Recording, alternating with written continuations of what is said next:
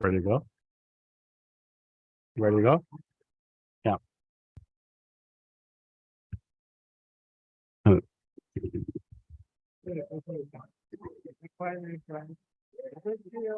We're going to start the meeting.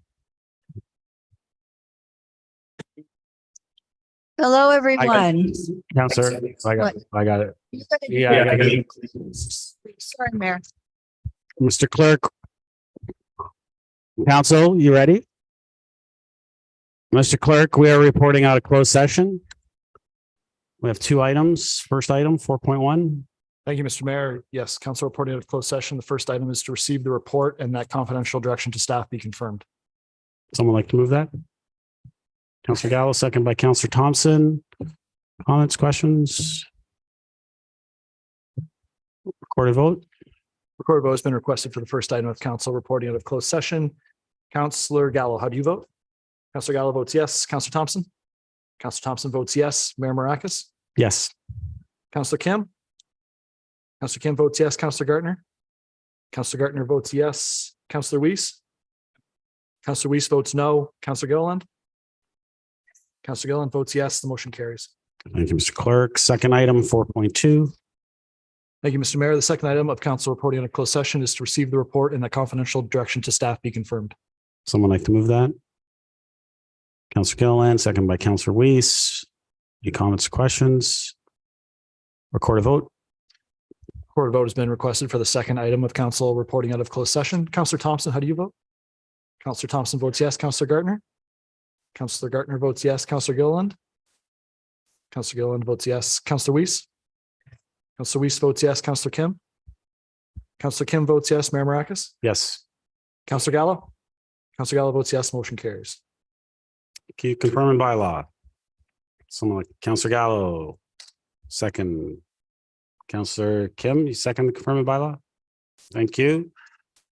All those in favor? Opposed? That carries. Motion to adjourn. Councilor Gardner, Councilor Kim, all those in favor? Opposed? That carries. Councilor Gardner, chair is yours.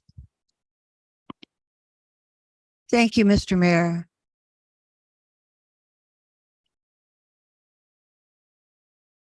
Could staff open up the doors, perhaps?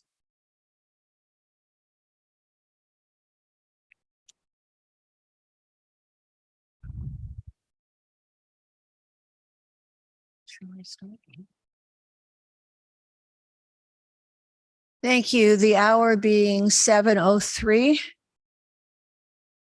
on Tuesday, September 19th, 2023. I'd like to call this general committee meeting to order.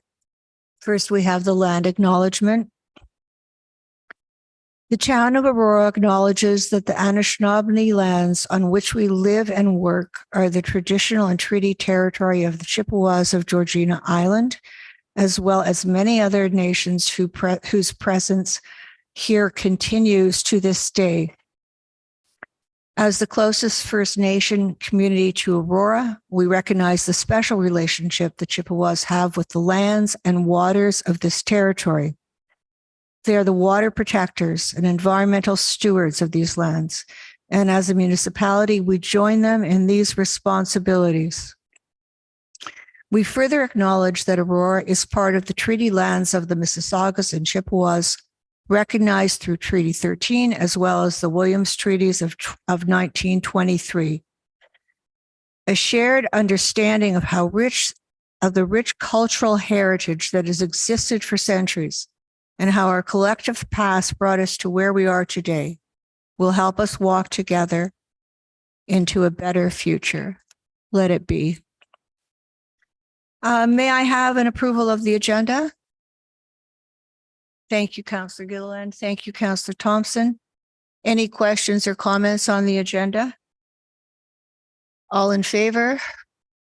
Opposed? That carries. Are there any declarations of pecuniary interest? Seeing none. There are no community presentations, delegations. We have 4 delegations. The first delegation is Mr. Joel Sussman, resident, re 15-minute cities. Welcome, Mr. Sussman. I will remind you that you have 5 minutes, and I will have to stop you at that time.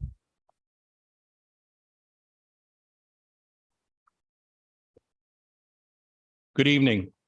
Restructuring of Canadian mayors and municipalities under the auspices of the United Nations began in 1992.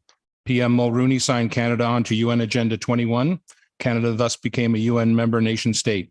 178 countries signed on, lured by the promise of big money to go green. By 2000, countries, including Canada, were being governed by directions of the UN, G7, G20, World Economic Forum, and World Health Organization, to name some. Every organization named is a foreign-based NGO, non-governmental organization, and every member of all these organizations is unelected. Parliamentary procedures for law changes weren't followed.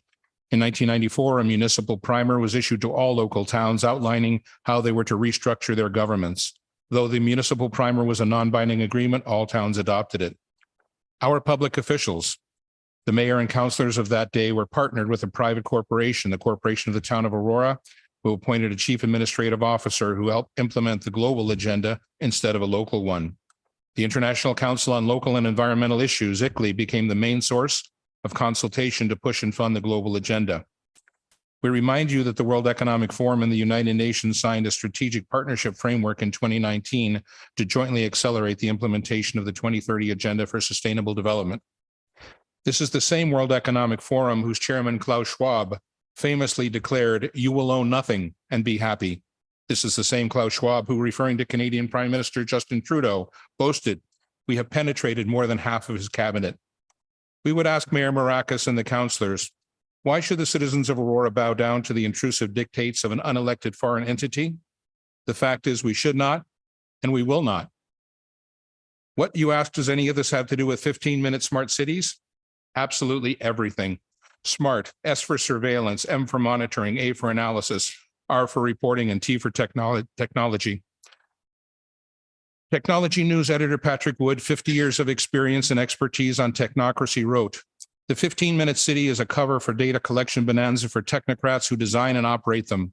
Cities designed for maximum efficiency always reveal technocrat thinking that efficiency itself is the goal. Maximum surveillance allows for maximum control to achieve even more efficiency."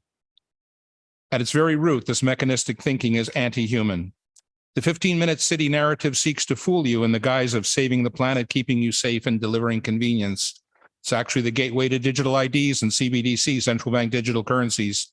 CBDCs allow bankers and or governments to freeze your bank account because you happen to peacefully and lawfully protest and express your disagreement with government policy. Anyone remember the truckers' convoy in Ottawa, February 22, when the government of Canada invoked the Emergencies Act and froze the private bank accounts of law-abiding citizens? 15-minute cities are wolves in sheep's clothing. Don't believe the countless stories spewing forth from the 24/7 basis from the elitist captured mainstream media, all claiming to have your best interest at heart. We have been burned too many times. In reality, 24/7 surveillance through the Internet of Things inside your home, 5G and LED streetlights outside, monitoring and tracking and recording everything. Implementation of exclusion zones and geofencing to restrict movement and travel. Ability to control behaviors through military-directed energy technologies. Property and car ownership to be outlawed. Evictions from farms and rural areas to gather people into cities. Digital passports being promulgated by the UN, World Economic Forum, and the World Health Organization are in the final stages of planning and implementation.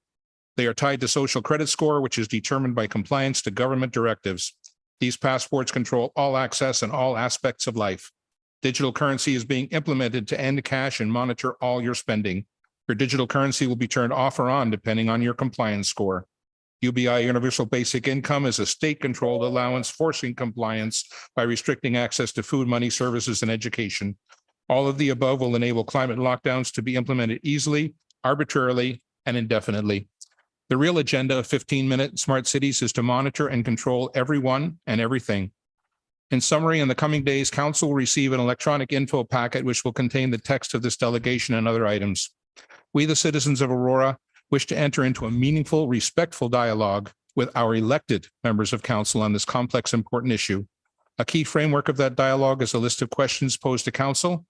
Can Council explicitly guarantee that citizens will remain free to travel as is their right under the Charter of Rights and Freedoms?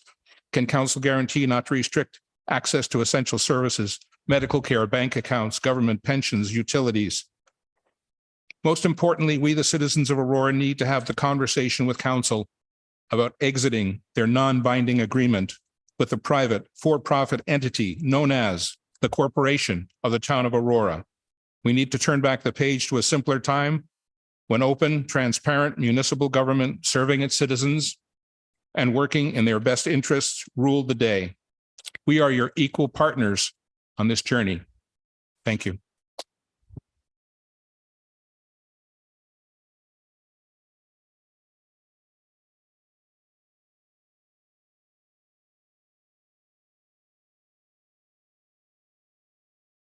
That's right.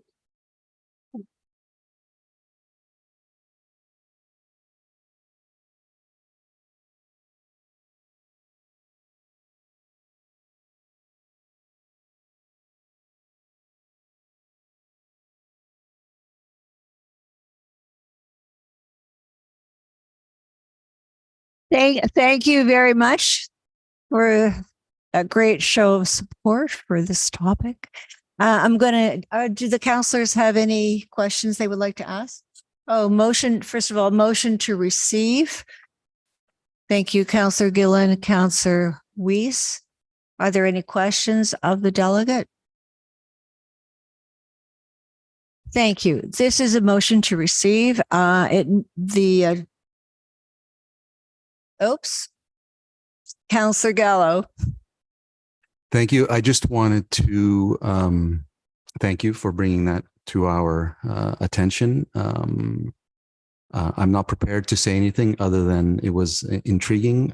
I really want to learn more, and I'm open to understanding the impact and try to do what's best for Aurora. So thank you for bringing that to our attention.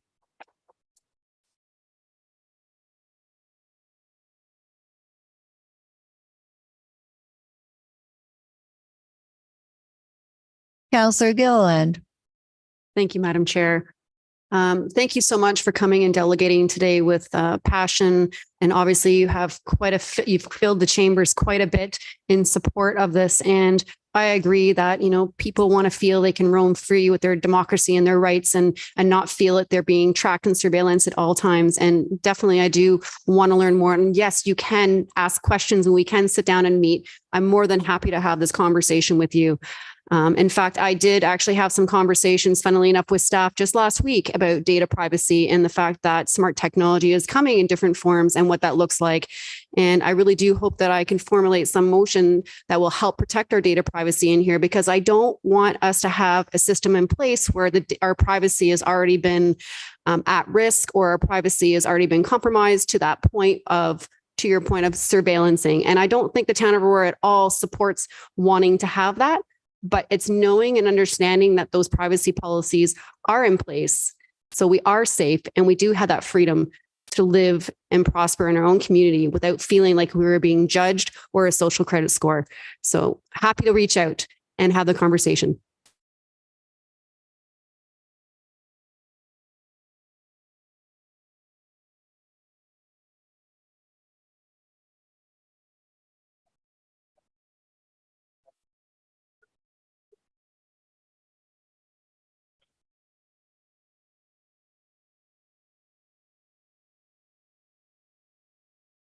Thank you. I also would like to find out more about this. I know very little, and I appreciate all the information that's been brought forward and the sentiments of the two counselors who have spoken. And Mr. Sussman, good to see you again.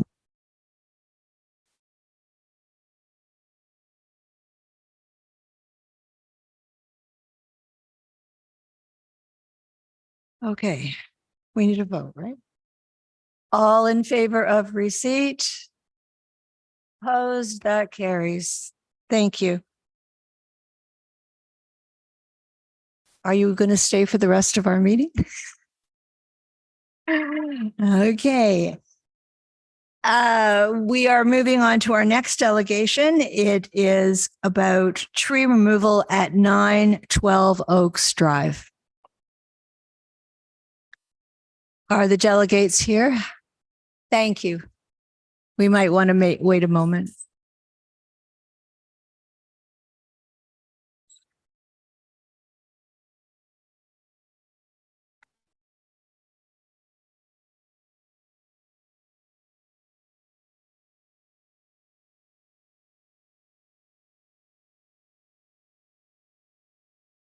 Oh, wow.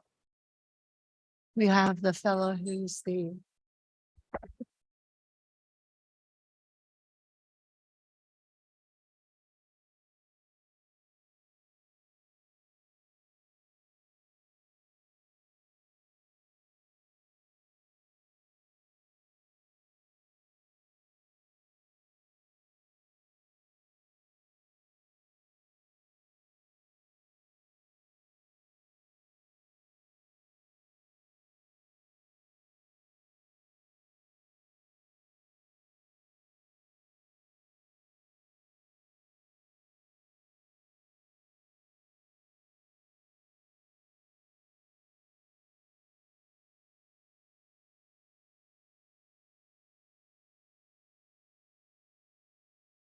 Yeah, could I ask someone from staff to help shut the door so we don't hear the noise from?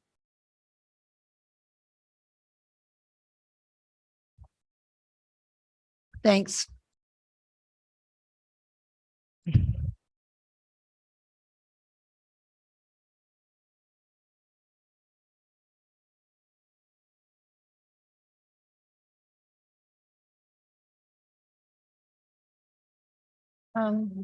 We haven't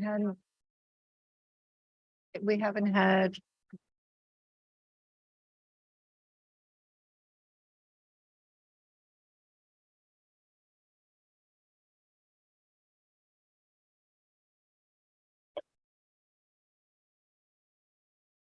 Okay, I think we might be ready now to hear.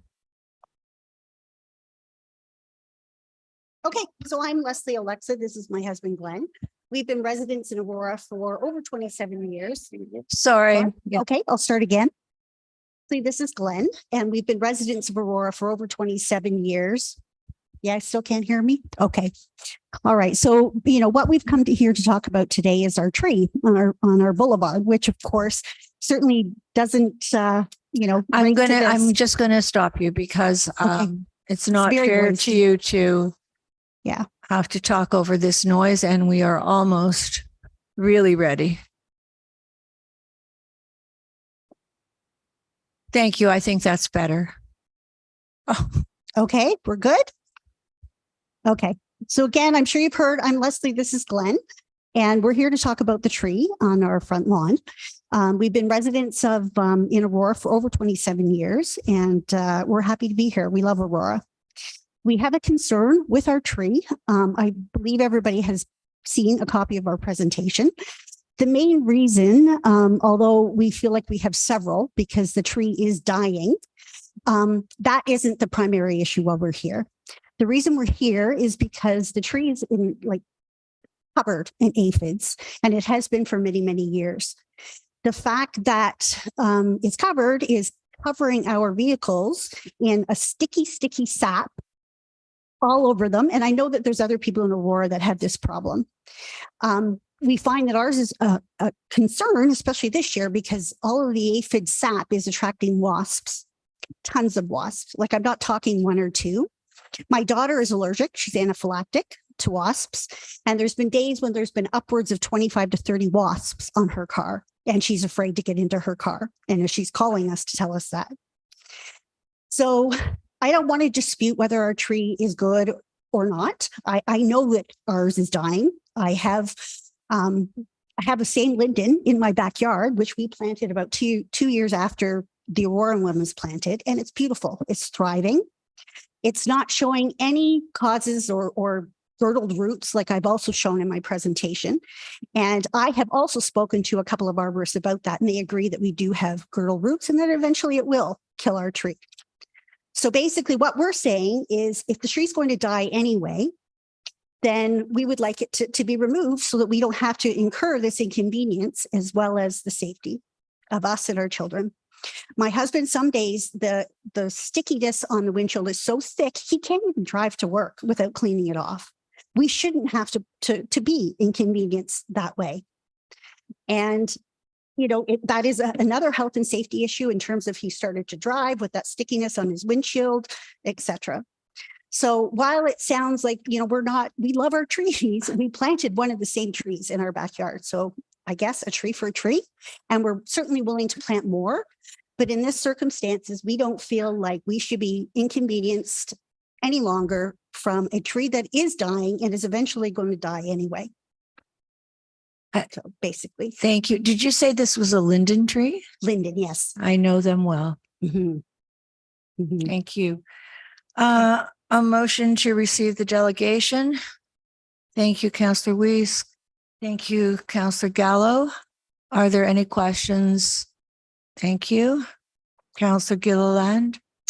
Thank you, through you, Madam Chair, the delegate. And I'm sorry, I didn't hear a lot of that, but it's a linden tree. It has a lot of aphids. It's secreting a lot of, I guess, aphid secretion all over your vehicles and such. How long have you noticed this infestation?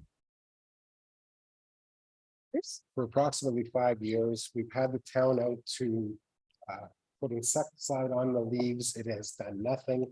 It's been propped back, which helped a little, but the tree is encroaching probably 1/3 onto our driveway.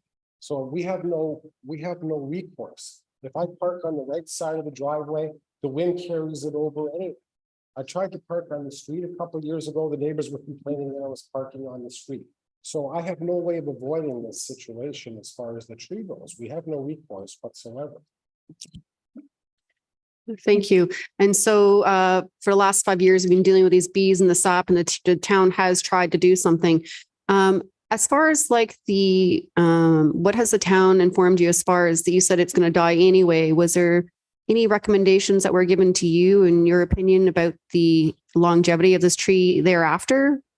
Just recently, Sarah sent us an email saying that she got a second opinion on our tree and felt that the tree was going to last for many, many, many more years. So I can't dispute that one way or the other. And as I say, that's not the primary issue that we're here. I would be perfectly happy if the tree was healthy. It has nothing to do with that. But as I say, it's causing us a fair bit of grief. And you know, it's something that we don't feel like we should be responsible for. Mm-hmm. You know, my husband has to wash his car before he goes to work, and that my kids have to worry about wasps and not be able to get into their vehicle. And it's actually to the point where he's gone to work and he's had the same situation, that wasps have been all over his I vehicle. literally have to take a broom and try and scare them away from my truck door, and then run into my truck to hope that a bee doesn't come in. Every day for June, July, and August. They're better now because it's September, but for 3 months, that's what I've had to deal with. Mm-hmm. Okay, no, I'll definitely have some questions for staff. I'll probably have to wait until new business to get some answers to. Yeah. How long has this tree been on the boulevard since you've been there, or? Yes, we weren't the first owners, we're the second. I believe the subdivision was 1990. It was built. Yeah, and we came shortly after there. We were the second owners. So, and as I say, we planted our own linden right away too in the backyard, and it's beautiful. Thank you. And just one last question, because I was actually really interested in your presentation through Madam Chair. I noticed that you had a picture of two lindens, one showing, I don't know if that was your neighbors and yours, and there's quite a noticeable difference in the growth of the tree. When did you first notice you were having problems with the tree, or that it was stunted growth? Was it prior to the aphid problem being, I guess, an obvious cause? Right from the beginning of the season, we had Ian come out and assess the health of it, because it had no foliage on it. 2 weeks, I would say about 2 weeks after all the rest of the trees in the neighborhood started to get leaves on them. Then it started to get some leaves, but it was like 2 weeks after every other tree on the street. And if you've seen our pictures, you look at our tree and you look at a healthy one 2 doors down, it's pretty significant, the difference of the amount of canopy on the tree. It's significant. And our leaf versus a healthy leaf. So, Yeah, the healthy leaves are leaves. Ours have little bites and holes in them.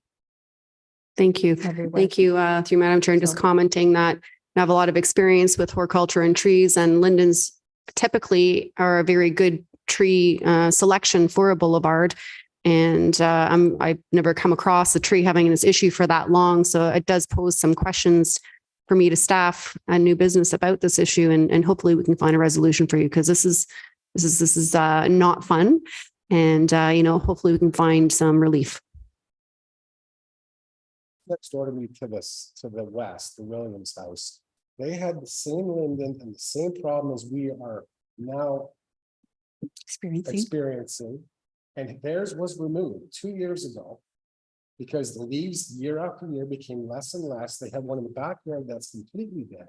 So there's an infestation that is, that's basically spreading from tree to tree. And our neighbors have same issues, but maybe they're not complaining. Maybe their trees aren't overhanging the driveways as much as ours are, but it's just total inconvenience.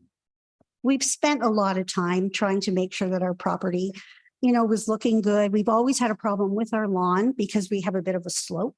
And when our neighbor that they're speaking of had 2 big trees on their lot, they're just sucking all of the water. So, we waited until those trees were gone. My husband backbreaking spent the entire weekend, literally digging up our whole lawn and resodding. I was like famous in the neighborhood. Every woman was coming to me and saying, "Oh my God, can we borrow your husband?" Like, he worked so hard on it. And then here it is now, and it's dead. We feel because the water is being sucked up through the tree. We have had it tested. We do not have grubs. We do not have anything else. And, again, it's heartbreaking. It's Thank really you. heartbreaking. Thank So, you. Thank okay, you. thank We you have, very much no, for your don't go time. away. We have another Okay. counselor would like to speak with you. Counselor Thompson. Thank you. And thank you both for being here. And it's not the first time residents have approached us with issues with regards to trees. And so certainly appreciate you bringing it to our attention.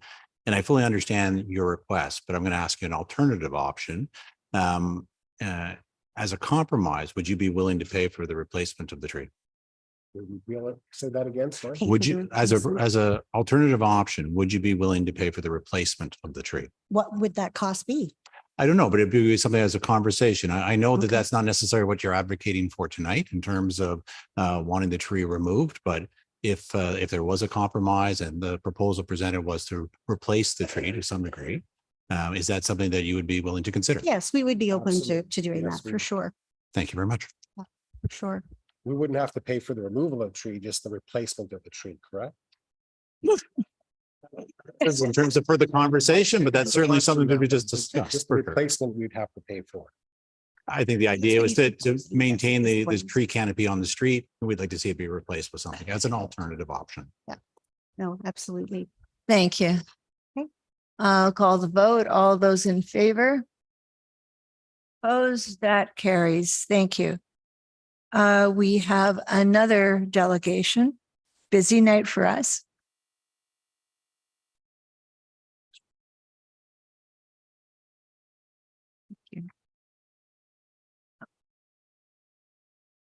The next delegation is virtual from Rick Bagshaw, resident, potential snow windrow removal assistance pilot program. Mr. Bagshaw, are you there?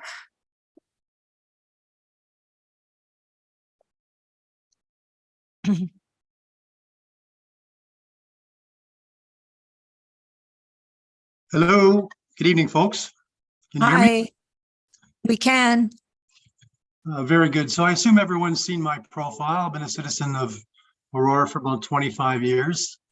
And I can tell you I have quite a significant amount of experience with windrowing. Currently, I work for a firm called Ashland Contracting, who provide windrowing and plowing services to the city of Vaughan. I've been doing this for about 7 years. I've seen this from a startup process to now a very smooth running operation down in Vaughan. And I can tell you folks that the citizens of Vaughan love it. I am absolutely certain of this because when I'm out on my route, I'm I frequently see the citizens coming out. They'll offer me coffee, cookies, muffins, and they thank me for doing what I do, which is basically clearing the front of their driveway, clearing the windrow so they can get out. How it works in Vaughan is after a certain amount of snow, the plows go out. 2 hours later, the windrowing machines go out, and we follow the plows around in sequence. And it's a very efficient way of doing that. I can also tell you from a personal perspective that my wife, who ends up doing a lot of the shoveling when I'm out, is not getting to the point where she's as capable as in the past. While she's in good shape, she now experiences a little arthritis, and she's 68 years old. So folks, I think this is a sort of service that I think the town should look at from at least a pilot perspective, and have the citizens judge for themselves the values of this particular service. I'll leave it open to questions of me. Any questions?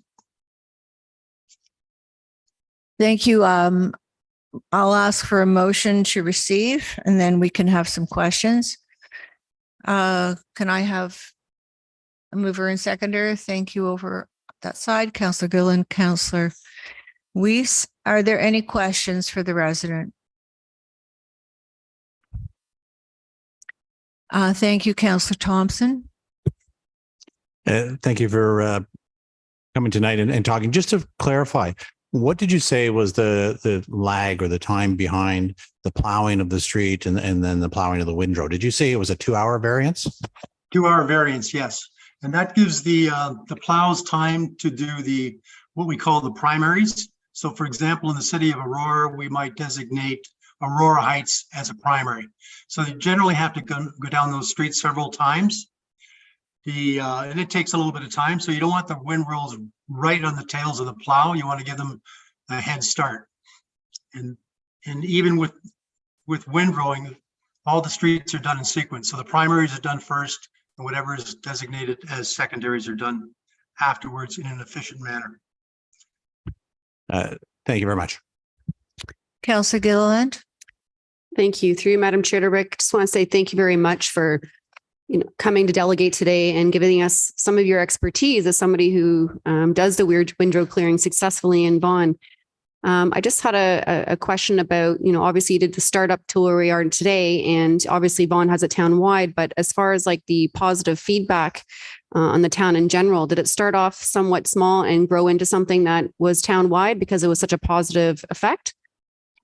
It's my understanding that this was all in a pilot project, but it just continued along. It was a 10-year contract, Rachel, and now the 7-year contract has gone into the option years, and the town of Vaughan, my understanding is they're very pleased with the service from plowing and from the windrowing, and they've offered Ashland an extension. Thank you. I appreciate that. And I don't know if you mentioned if there was like a level of snow that was an expectation when the plows would go out, what that threshold was for your municipality, and if that's something we should be taking an initiative after. Or I just thought maybe I just ask for kind of, what you guys do there. It's good for us to learn from other towns and the municipalities. Yes, it's my understanding that the basic process would be it starts to snow, sanders go out. Snow starts to accumulate to a point around 7 centimeters, plows go out. 2 hours later, windrows go out. That's the basic process. Thank you. And as far as the success rate also, was there ever any mention about, if you had a greater lag time, how the ends of the driveway would form really hard ice and how difficult that would be later, and how important it is to capture this in a timely fashion and tandem? Do you find that there's less complaints and less calls because it's being dealt with quicker before it freezes? I personally have never had a complaint about delay. Since we're fairly close behind the plow, the windrow doesn't get a chance to freeze. You leave it overnight, it will freeze.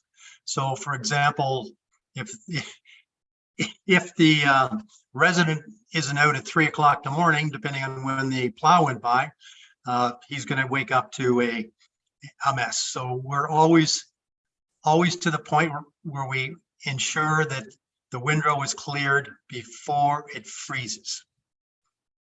That's great. Thank you. Thanks, Rick. I really appreciate you coming out and sharing your experience. And I especially liked your story about people coming out with muffins and coffee and ensuring that, you're kept warm, have a full belly while their driveways are cleared. I know a lot of the seniors in Aurora have been wanting this, and I'm really hoping that, this is something that the rest of the council will support in a pilot project tonight. Thanks, Rick. I hope so. Take care. Best wishes. Thank you, Councillor Gallo. Oh, sorry. Do I need a motion to receive this? Okay. Can I? Yeah. Oh, right. Councillor Gallo. Right. Sorry.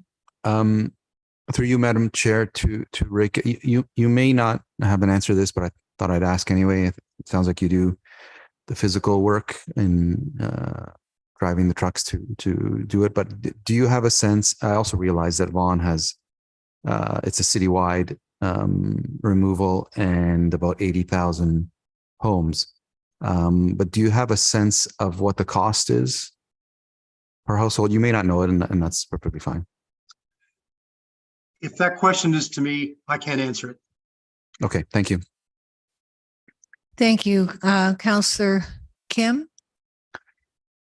Thank you, Madam Chair. Through you to the delegate, as a contractor, you likely experience different frontages and challenges in servicing and doing the windrows.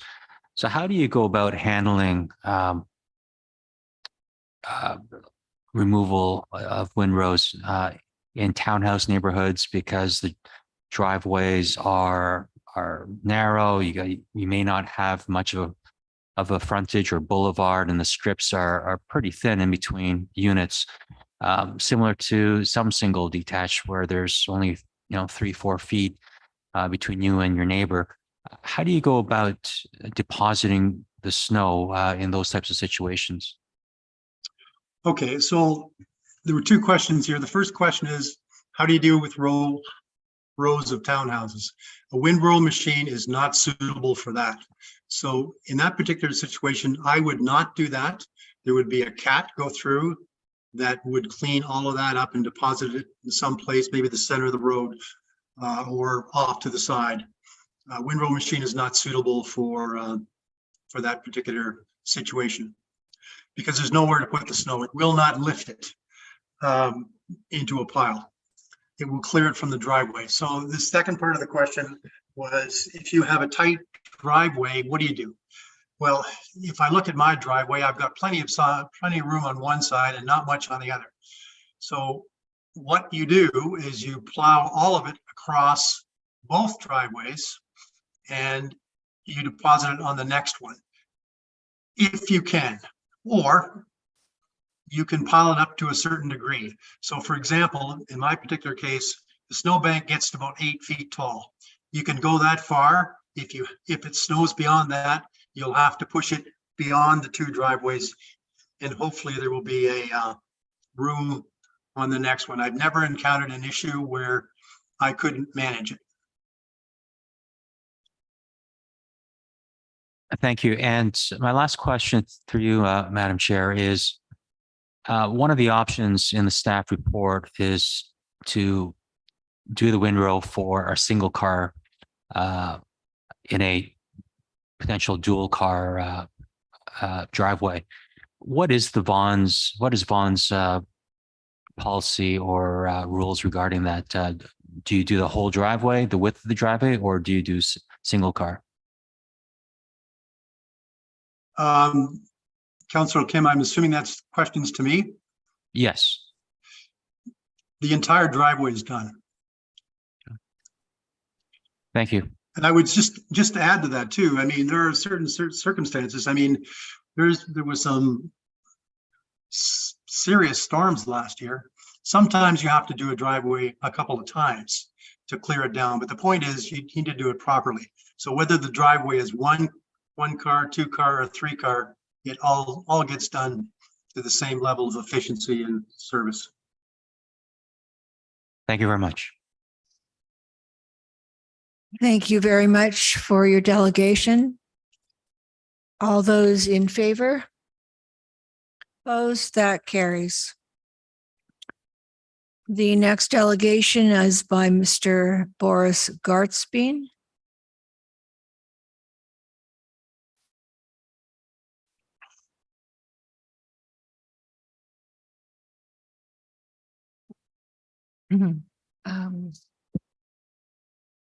Good evening.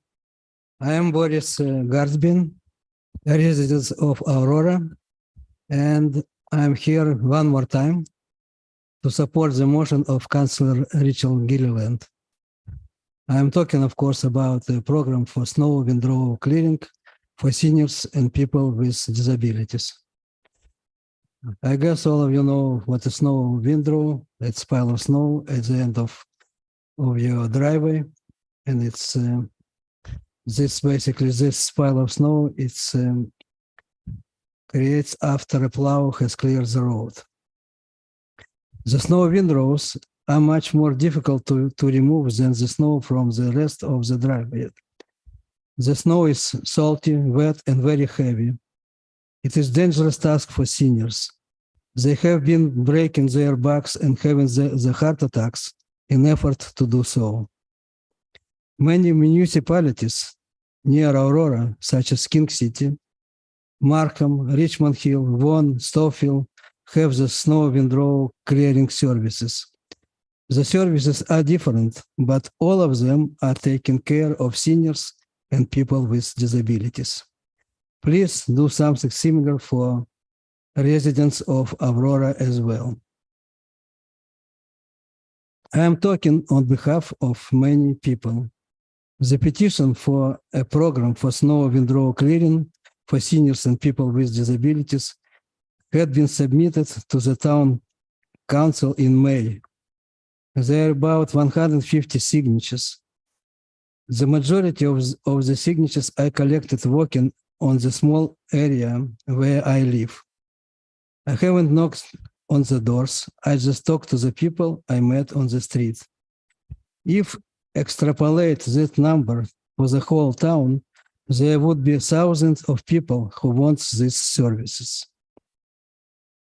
I am sure that at least 90% of seniors and people with disabilities want these services. Many seniors and people with disabilities need your help. Please do not ignore us. Please help us.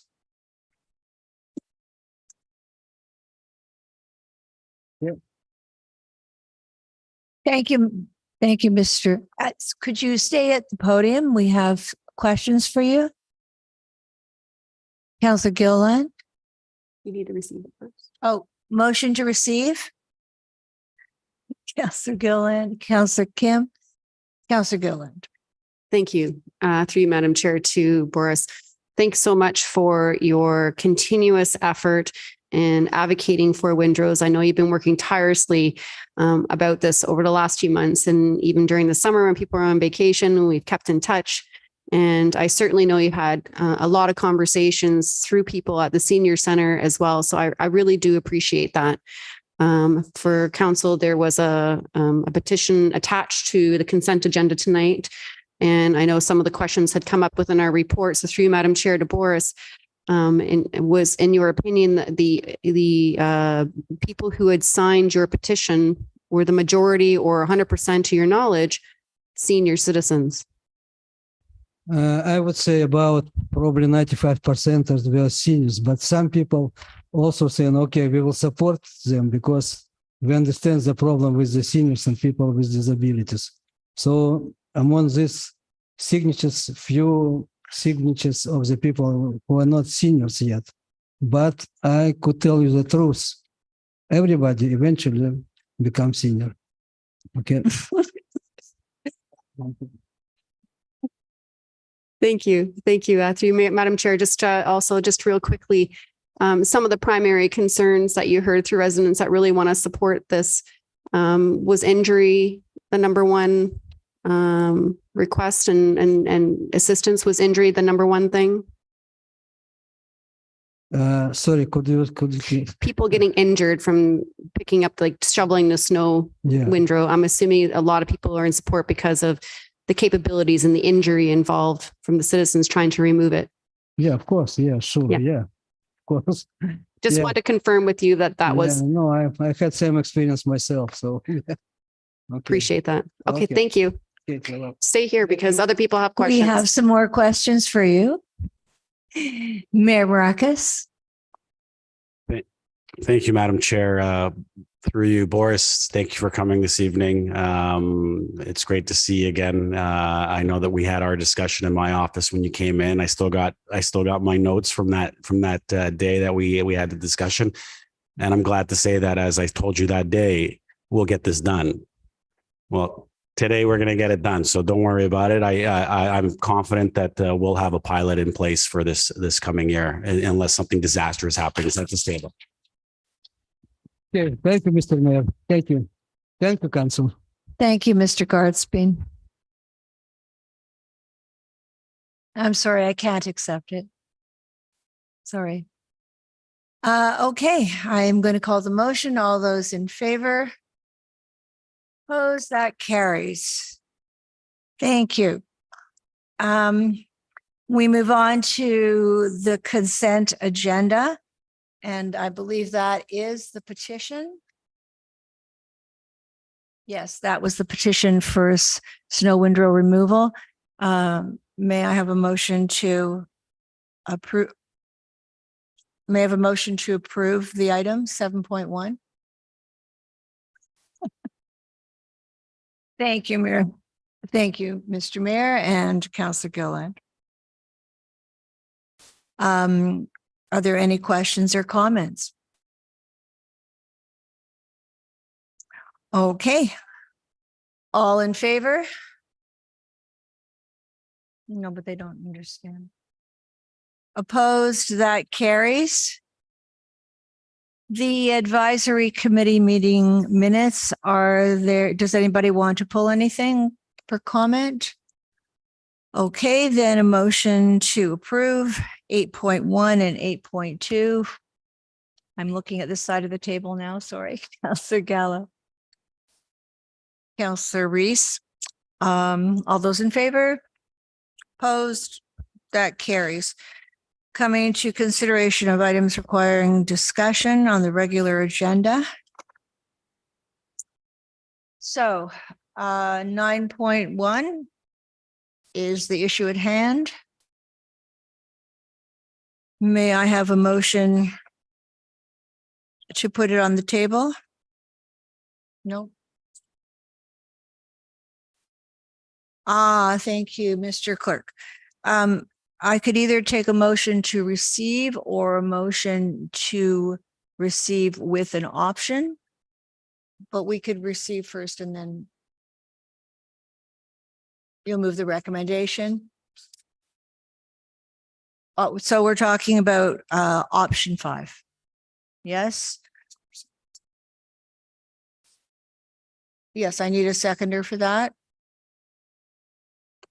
Councillor Weiss, thank you.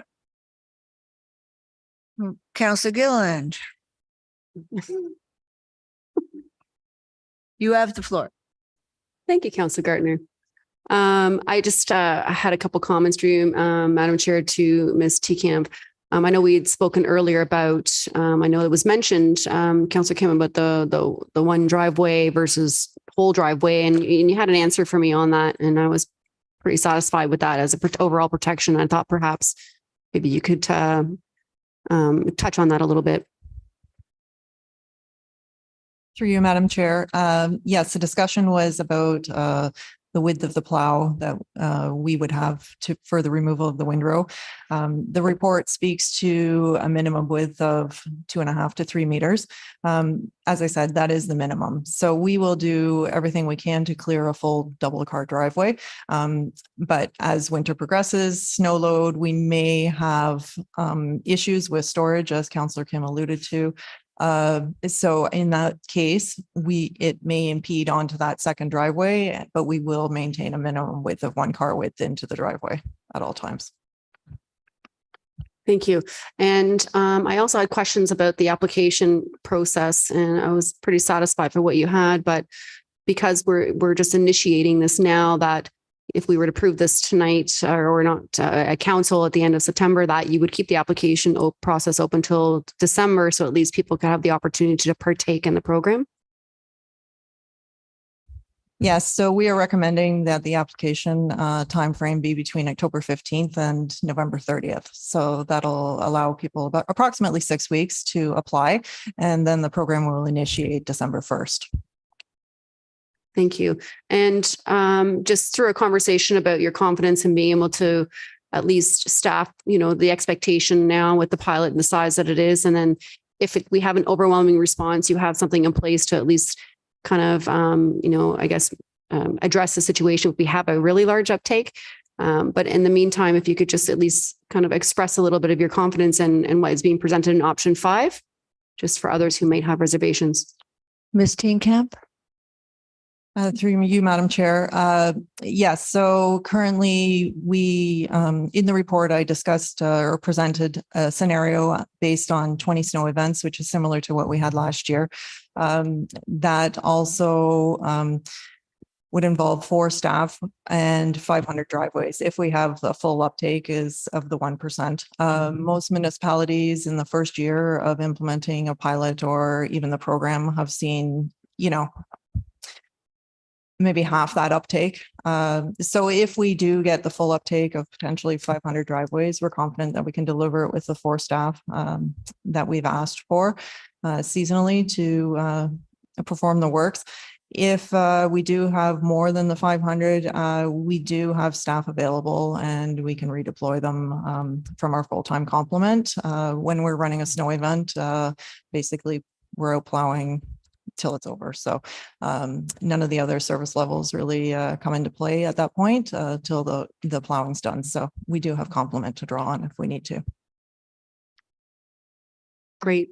Thank you very much. I guess my only comment is that I'm really glad that we have an option here for a pilot. I was really glad to see there was some support from staff. Obviously, there's support from the community. Definitely our seniors do need this type of help. And perhaps even since the last time we had done this pilot, our population here has aged quite a bit since the last 15 years. And there has been a pretty big outcry from the community wanting this. I know knocking on doors in 2018, that was a really big election topic. And we did look at townwide. And at that point, we decided not to. And then this time around, it was coming as an election issue, but also prior to the election that winter. And so this is obviously an ongoing issue where the residents are asking for this. And if it's something that we can do to help them, they're 65 and plus. And they've lived here a long time. And the least that we can do as a community is to offer and alleviate some assistance to remove this snow, because it is heavy and it is hard and it is tough. And I really feel for them. And so I'm really looking forward to these results. And maybe some coffee and donuts will be run out to your staff and crew too. And, they'll have some nice warm bellies and happy people in the municipality. We don't want to see people hurt. We don't want to see people injured. And we certainly don't want people in the hospital with something even more than that, because that does occur. And we do hear of incidents of people actually having some more of a real dire situation that may be more fatal. And we don't want to see that happen either. So I'm really happy to see that there's a very positive option moving forward for this season. Thanks. Thank you, Councillor Gallo. Thank you. I'm in support of the pilot project. I just have some questions and perhaps some concerns about the costing model if we're going with option 5. In the report, it speaks to some areas in the department that need help as a result of we took over cul-de-sac cleaning.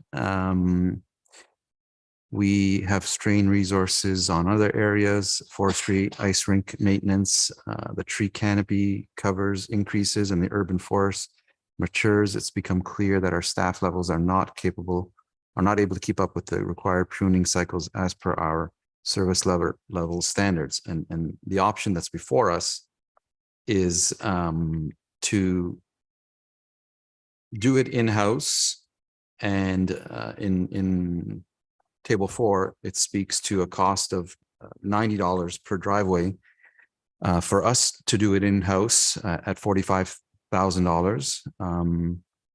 But then there's another $155,000 that's allocated to these other things. And my concern is that those other things that are not related to Windrow should be dealt with in other areas of our budget and not picked up in this particular venture pilot project.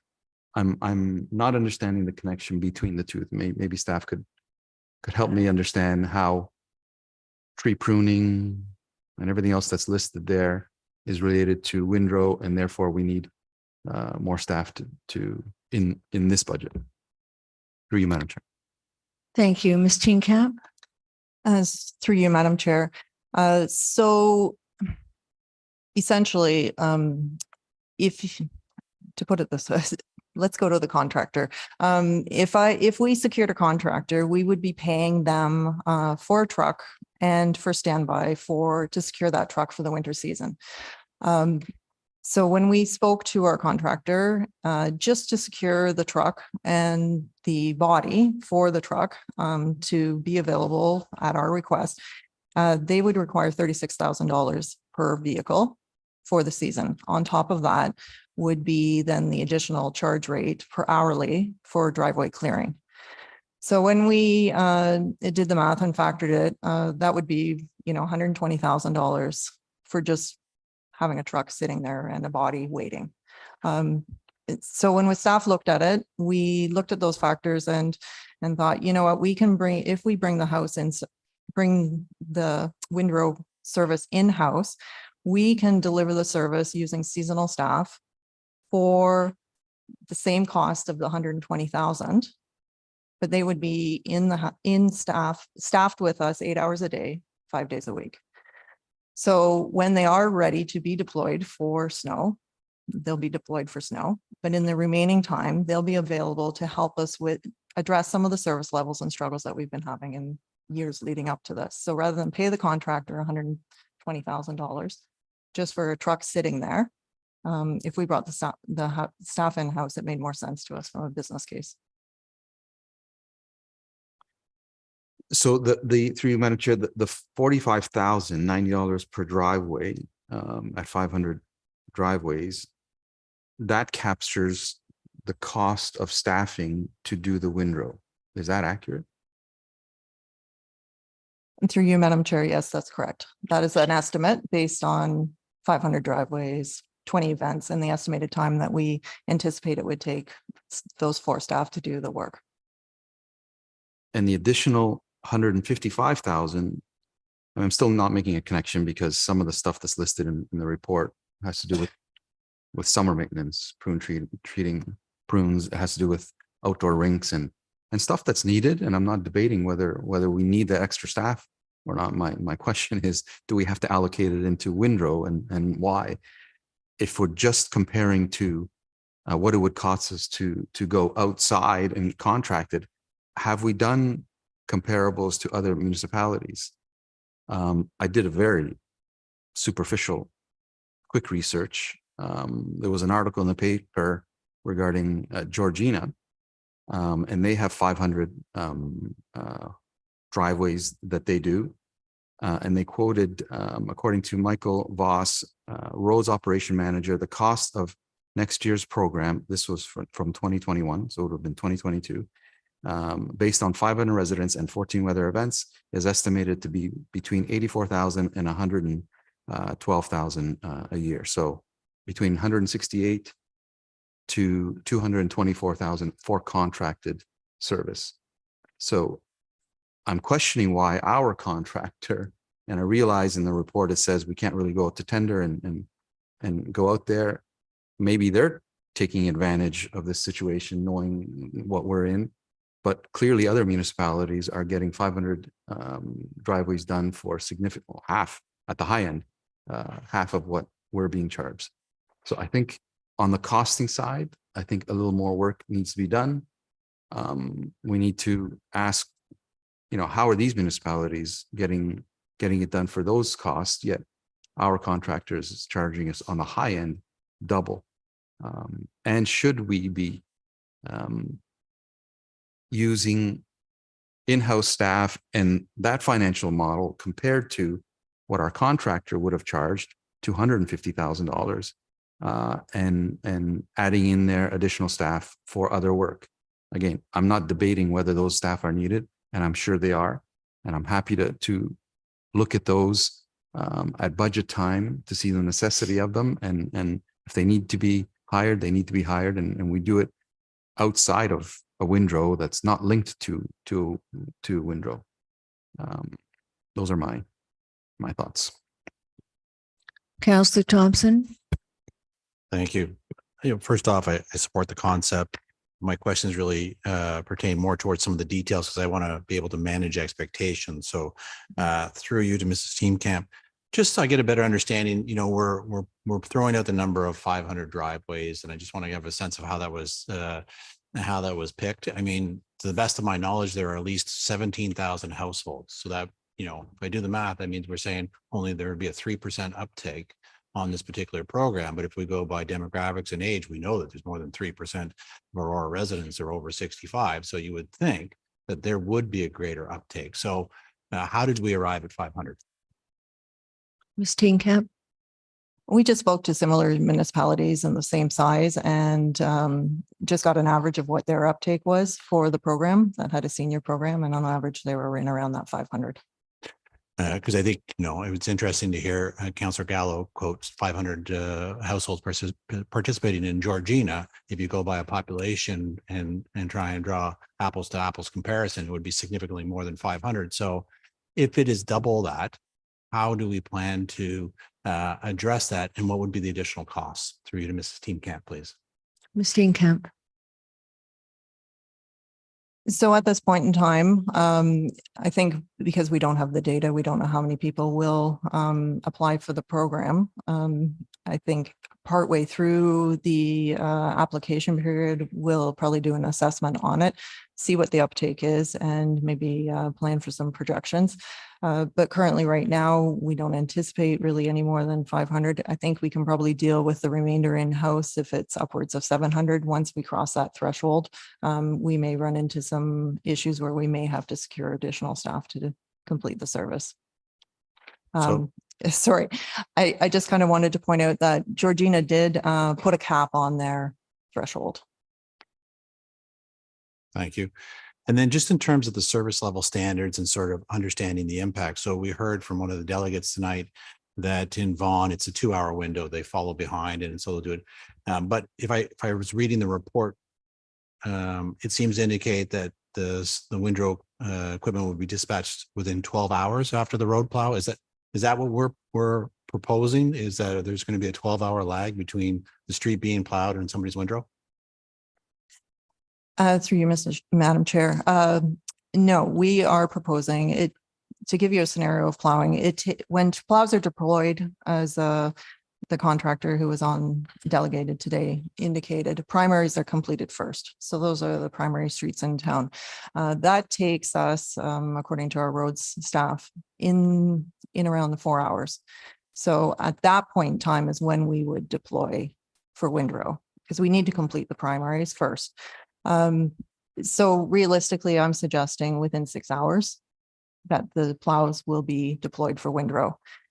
It will take us up to 12 hours after the snow event to complete them potentially.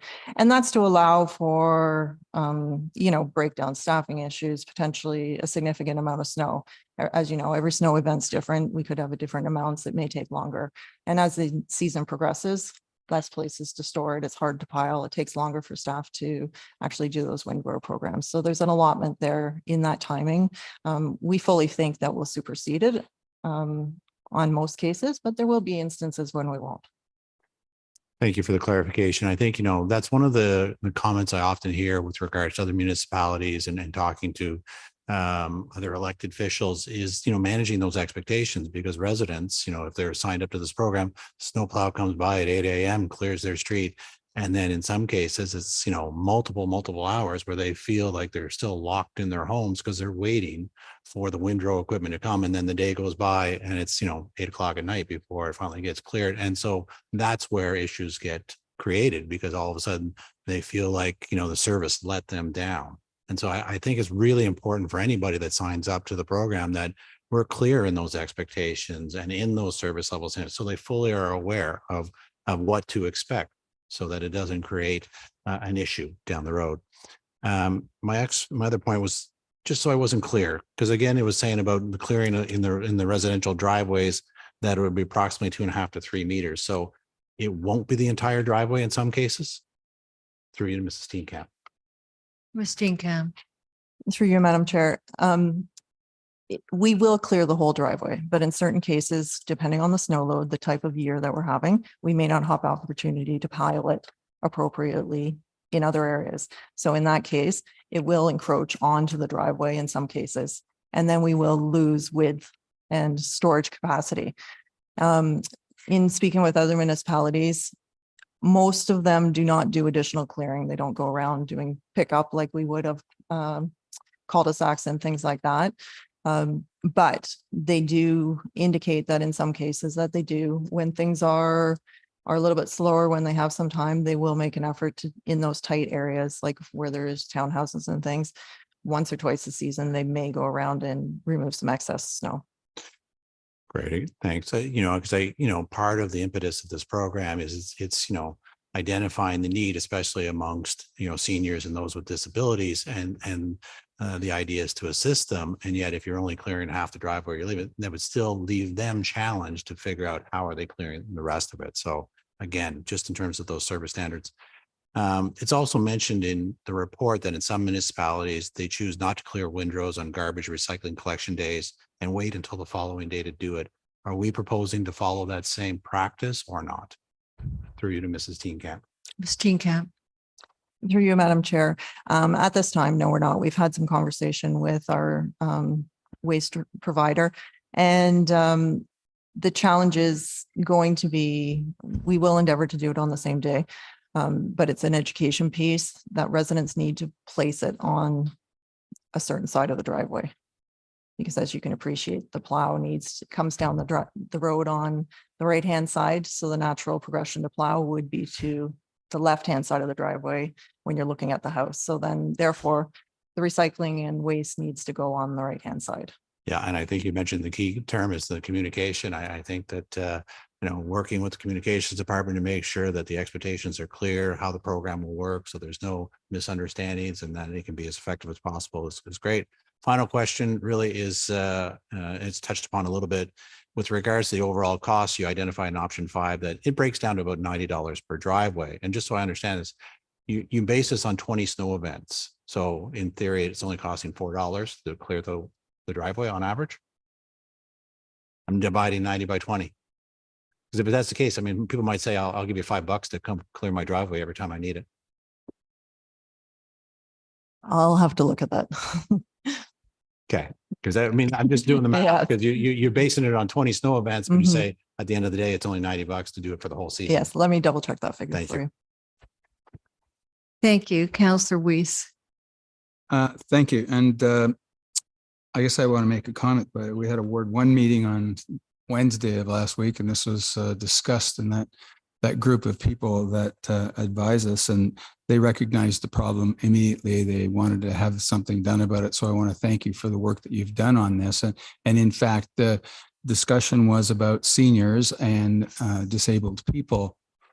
And I guess on behalf of all seniors, I have to say that all seniors are not perhaps interested in this. And so I'm glad to see you made it an application process, and that only people who are over the age of 65 who choose to do this, I would do it. We hope that this won't stop neighbors from helping neighbors, which happens on my street and many others, because you know there's a person who has disabilities and also maybe older, and you want to help them. So I'm really in favor of people still working within their neighborhoods to help each other. I'm in favor of the pilot because it's not permanent, but these things tend to be permanent. So it'd be good that we establish really good metrics on the number of complaints. And my concern about this is that I don't know if this may become an overload, because in other communities, we've seen that complaints rise with windrow clearing. So we have enough complaints already with snowfall clearance, but I'm wondering if we're considering in this an additional amount of complaint resolution within the town. So through you, Madam Chair, could Mrs. Steenkamp tell us a little bit about how we're managing complaints? Ms. Steenkamp? So just so I understand, you would like to know how we plan on dealing with the complaints with windrows? I'm anticipating, like in every other community, that the service standards and expectations that Councillor Thompson has identified, that I'm expecting there will be more complaints. And I just want to make sure that we're considering that when we're doing complaint resolutions inside the town, and if there's some consideration of adding staff or some specific staff for doing this. Absolutely. Through you, Madam Chair. So we have considered this in speaking with other municipalities. Certainly the education piece is key, as Councillor Thompson indicated. So it's getting out the information about the service level. It's making sure that the residents understand when they sign on for the program, what they are getting into and what the expectation is. That being said, last year we had roughly 50 complaints regarding windrows.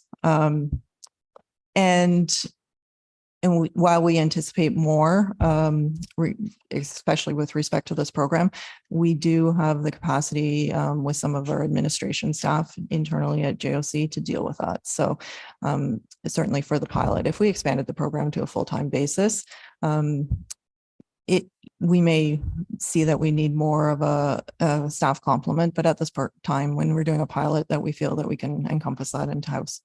Okay, thank you. Again, through you to Mrs. Steenkamp. The understanding here is this is going to be staff time doing things here. What about equipment? Did I hear that we were going to add equipment? Because I know there's specialized equipment for cleaning windrows. So is that expected this year that we will purchase that, or we're going to use that with existing equipment? I wasn't sure if I heard it. Through you to Mrs. Steenkamp. Through you, Madam Chair. So we currently have the equipment in-house to provide this service. Over the last few years, we've been outfitting our plows or trucks that have been coming in with plow harnesses. So we only need to retain 2 plows for 2 trucks. The remainder of the equipment we have in-house, and we don't need to acquire anything at this time. Thank you. That's all. Councillor Kim? Thank you, Madam Chair.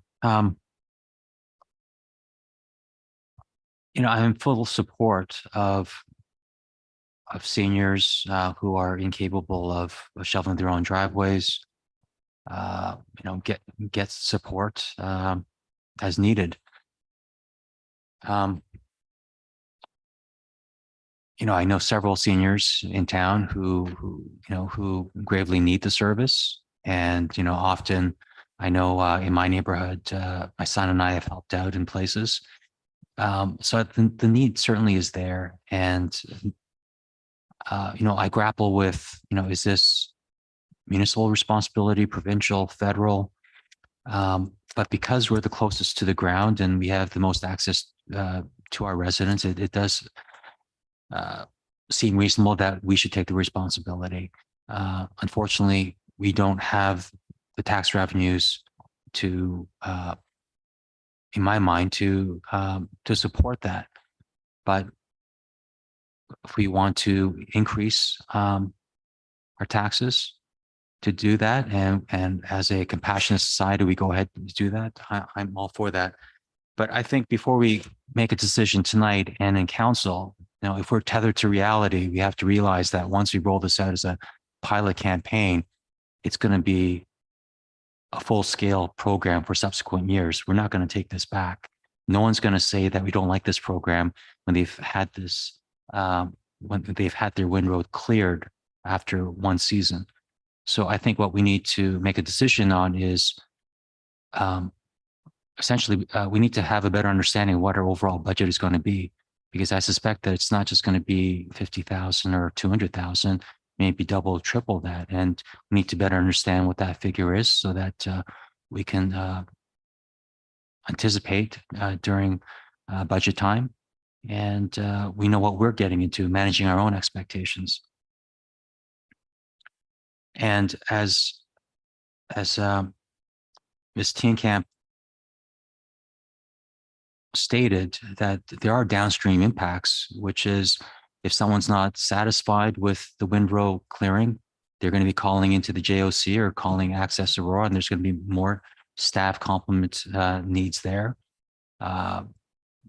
So, there's going to be a lot more resources required than what we're seeing here, and even on a proportionate basis. And through you, Madam Chair, to Ms. Teenkamp, if I see a couple of options here, involve staff. So am I getting this right in that there's sufficient staff underutilization currently that we can have this capacity available for this pilot program this upcoming season? Ms. Teenkamp? Through you, Madam Chair. Not currently, no. So we are proposing hiring 6 seasonal staff to help. 4 seasonal staff to help facilitate this program. Okay. My suggestion is, I think what the decision we make today and ratified in council, we're essentially making a financial commitment that's going to be much bigger than what we're seeing today. And so for council, through you, Madam Chair, is it possible, Ms. Teenkamp, to at least get I know there's only a week left, but is it possible to get kind of more round numbers as to what a full program implementation may cost? Ms. Teenkamp? Through you, Madam Chair, I can work on some additional numbers for you. As I said, I think it's kind of hard for us to gauge what the uptake will be at the end of the day. Very likely we could have 600, 700, maybe 1,000 applicants, not sure. But we can work out some potential scenarios for you long term. Sure. Thank you. I mean, if it's going to be funded by the tax base, I don't see why 100% of seniors who are qualified would not apply for the program or receive the program. Thank you. Thank you. I have some comments, but before I do them, I'd like to apologize to Councillor Gilliland. It was remiss that I didn't give her the opportunity to move or second this motion, as she is the one who got the ball rolling with the previous motion. So I'd like to suggest at council you pull it, and hopefully will be the mover. It'll be on the record. Ms. Teenkamp, talking about managing expectations, in a snow event, this policy does not apply. Through you, Madam Chair, if it's a significant snow event, certainly there will be some challenges for staff and to deliver the service. That being said, last year, out of the 20, we had 3 of those snow events were multiple days. So in those scenarios, we will very likely be delivering Windrow service multiple times over those 3 days. Essentially after each plow route is completed, we would deliver that service. It will be a challenge if we do declare a significant snow event, but it buys us the time to deliver the service in a longer period And that needs to be expressed explicitly as part of the application. We've had some conversation about just detailing what the service level is, where we could potentially have challenges, and that the resident then will be signing off on it, acknowledging that they've, read fully and understand what the parameters of the program are. Thank you. And there may be some expectation for the sidewalk windrows to be done as well. Would you comment on that, please? So if we clear a windrow, there should be limited sidewalk windrow remaining after the plow goes by, the sidewalk plow. Okay, thank you. But there shouldn't be an expectation that we're going to do the sidewalk windrows. You are correct. Thank you. And with respect to the medical information, how is that going to be handled? Through some preliminary conversation with staff. I mean, obviously it's some sensitive information. We're not looking at any kind of retention of it. Our opinion is that the application process should be in person. Most seniors would like that in person anyways. So when they come in, they'll just present a medical note or something to substantiate that they have a disability or an issue, and staff will just recognize that it is and process the application accordingly. So it would be checked and then the information would be destroyed. We will not retain it as the town. We will Thank just you. acknowledge that we've seen it and verified what it is, and then the owner of the information Can will take it take it. back. Yeah. Thank you. That's all I have. Councillor Gallo. Thank you. I must be missing something, and I just want some clarity because I haven't heard anyone else speak to this. Am I of the understanding that the current motion before us, recommendation before us, is that the budget for this is $200,000? Through you, Madam Chair. Could you confirm that, Ms. Tinkamp? Correct. Option 5 would present a $200,000 budget impact. Thank you. I don't know what, I must be reading something different. I don't know why no one else has an issue with this. The cost for Windrow is $45,000. It clearly says that the remainder of the funding, $155,000, is to be spent on supporting other operational service levels as described previously. Pruning, forestry, new ice rink maintenance, nothing to do with Windrow. How are we okay with this? I have no problems moving forward with a $45,000 budget, which is the cost directly associated with this. These other staff, I don't see the connection. I fail to see the connection between them. Thank you, Mr. CAO. Through you, Madam Chair, the original amount that staff determined it would cost us to have a contractor sit on standby, added to the cost of the actual occurrences, totaled more than the 200,000 that is being proposed. The reason it's 200,000 is because we don't propose to have seasonal staff on standby. We propose, in order to keep those staff and to make sure they're available, we would hire them on a seasonal basis and have them available throughout the winter season. The 45,000 is that portion of the time that is expected to be allocated based on an average winter. A quarter of their time, let's say, would be spent doing windrows. But they'd be otherwise sitting around waiting for it to snow again. We would utilize them to do other areas where we're behind. So it's an opportunity, rather than seeing the cost go to a contractor, it's an opportunity to spend less money than we would have to commit to the contractor based on the quotes that we received, and get more work done, plus have those staff available to us. They're our employees. We're not beholden to another contractor. If I got any of that wrong, I'll ask Ms. Tinkamp to, nope, look, getting a thumbs up. So a couple of things there. Unless I'm mistaken, I believe somewhere in the report says that we didn't go out to tender or get any other quotes. It was our current provider, because timing is so short. If we want to do it for this winter, this is the fee that they gave us. I've demonstrated that other municipalities are doing it for much less. And I'm questioning our contractor at $500 per driveway and using that as a benchmark to have other staff. I fail to see that connection.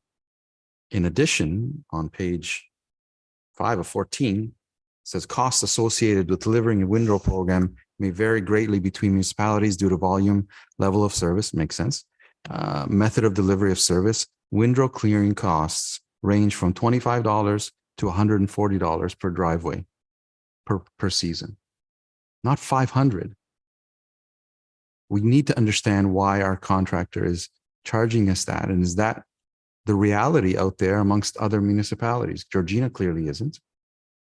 And if we're using that as a benchmark, we're in error. But to me, that I'm shocked no one else has an issue with that. To me, that needs to be cleared up. It needs to be crystal clear. To Councillor Kim's point, because this is going to eventually move forward and hit the tax base. The proposal for this program, this pilot program, is to hit the tax stabilization fund. So it won't hit the tax base. But I'm questioning the validity of the $250,000 that our contractor is saying we need to do this, and using that as a benchmark. If we need other staff for other things, we deal with them in other ways, not through a Windrow program. So hopefully between now and council, if I can get some clarity on that and the validity and cross-reference with other municipalities on what they're being charged for a Windrow program of similar size. Thank you, Ms. Steenkamp. I think you can perhaps provide some information for next week. I'm also thinking it's very late in the season to be trying to get this kind of clearing. Just for next week, I'd like to know if that has to do with anything. Thank you, Councillor Gallo. And Mr. Mayor. Thank you, Madam Chair. Through you to, this might actually go to Ms. Smith. I'm just wondering from a communication standpoint, if this does move forward, how fast can we get the word out to residents? I'm thinking, can we get it out in our water bills with an insert, just to make sure that people are aware that this is what we're doing as a pilot, and so therefore, if they are interested, they can sign up, and then maybe we can get a better understanding of where we are even before the first snowfall hits.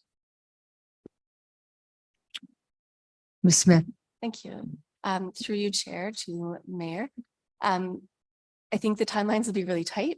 The only thing I would want to be cautious of is providing information on a water bill and the water bill landing in their mailbox and them not having enough time to apply before the deadline, especially if we're doing it in person.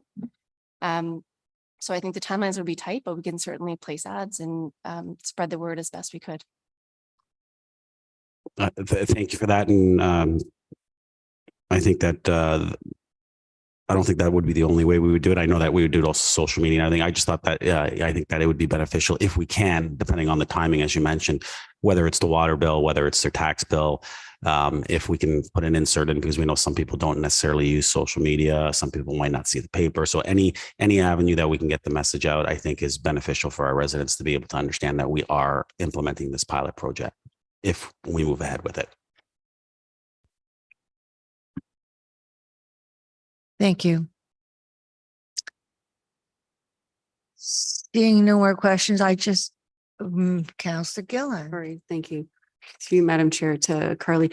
I signed up for e-billing, so maybe perhaps I know you have the paper, but it's also another method through any kind of emailing of people who are on programming or whatnot and allow that kind of opt-in. I just didn't want to exclude that because I'm personally guilty of not going to my mailbox for a rather long time because I think I have e-bills for pretty much everything. So I just kind of wanted to throw that out there. Thanks. Thank you. Actually, I do have one more question. It's not really a question, it's a comment. We had a delegate who said that in Vaughan, he could do a driveway a couple hours after the snowplow goes by. But I think you've done your research for the chart and it's quite a different story here. 16 hours after the snow stops. So maybe I misunderstood him, or maybe he's superhuman. You can respond. It's just kind of strange. The information that we gathered is actually through staff at City of Vaughan. So maybe there's a disparity between things, or maybe they're delivering, maybe that's their maximum. They actually deploy the plows ahead of time. Thank you. Okay. No? Okay. All those in favor? Opposed? That carries. On to 9.2. No? Yes? Yes.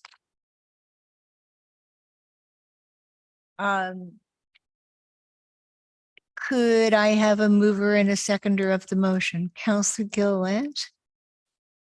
They're busy at this end of the table. I need a seconder for this. Councillor Weiss, thank you. Councillor Gilliland, would you like to start? Thank you. I appreciate it. I'm really happy to hear that this was successful through the report and with what's being recommended. I did have questions offline, and I thought it is probably appropriate for me to ask the questions because I'm sure other people would as well. So some of the questions I had was about the staffing and the number of staffing that would be required, and also about the fencing, since within the, I guess, the provincial legislation, you don't necessarily need it, and we could opt not to have it. But I know that you kind of had given me some answers to that, and I was hoping maybe you could, give some context to that.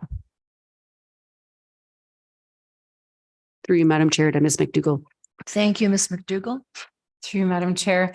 Certainly in response, the two questions, the staffing model that is proposed and what we're referring to here is the security provisions related to the alcohol being on our property and part of our event. Obviously in our municipal alcohol policy, we have certain requirements, speaking to fencing, and obviously as a municipality, making sure we are managing the event to the best of our ability. The summer events were pilots. Subsequently, not knowing how things would go, we did staff it with paid duty and security. As a go forward, that certainly could be monitored. And even though in the report it speaks that we could and should add both security and paid duty, we feel we could possibly get away with one or the other.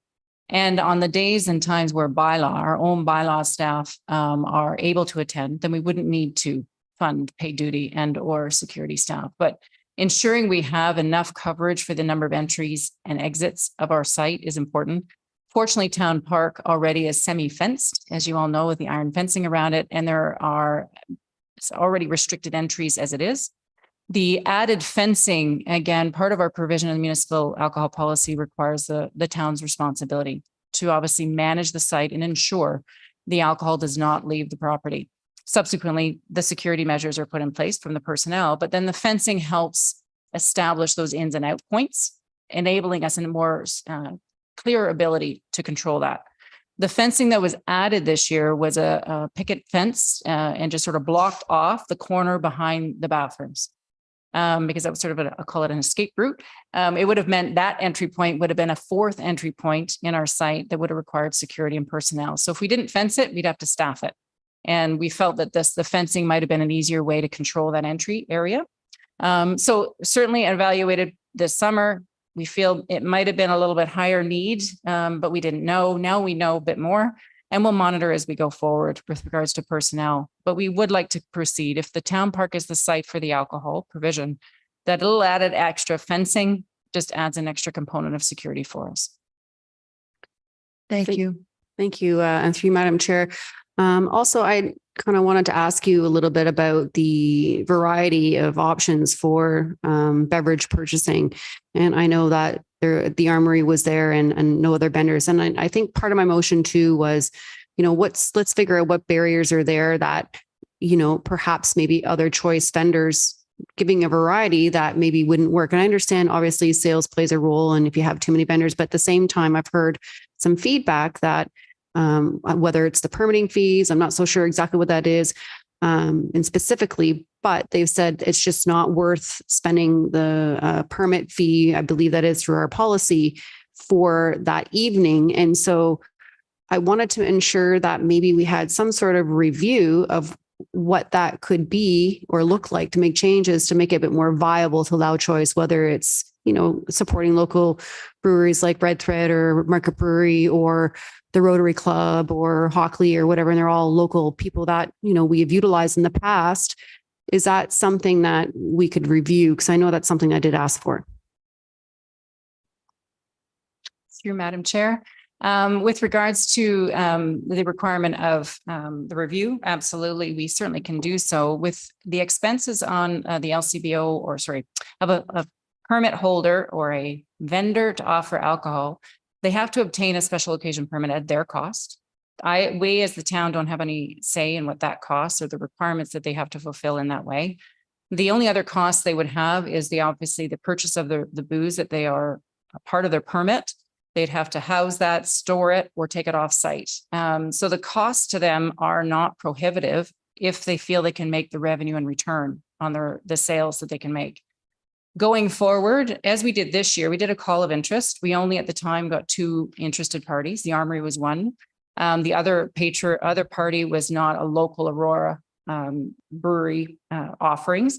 Doesn't mean we're restricting it. It's just this year with 2 dates, we didn't know weather-wise what we would want to achieve. Going forward, we'd open it up back up again.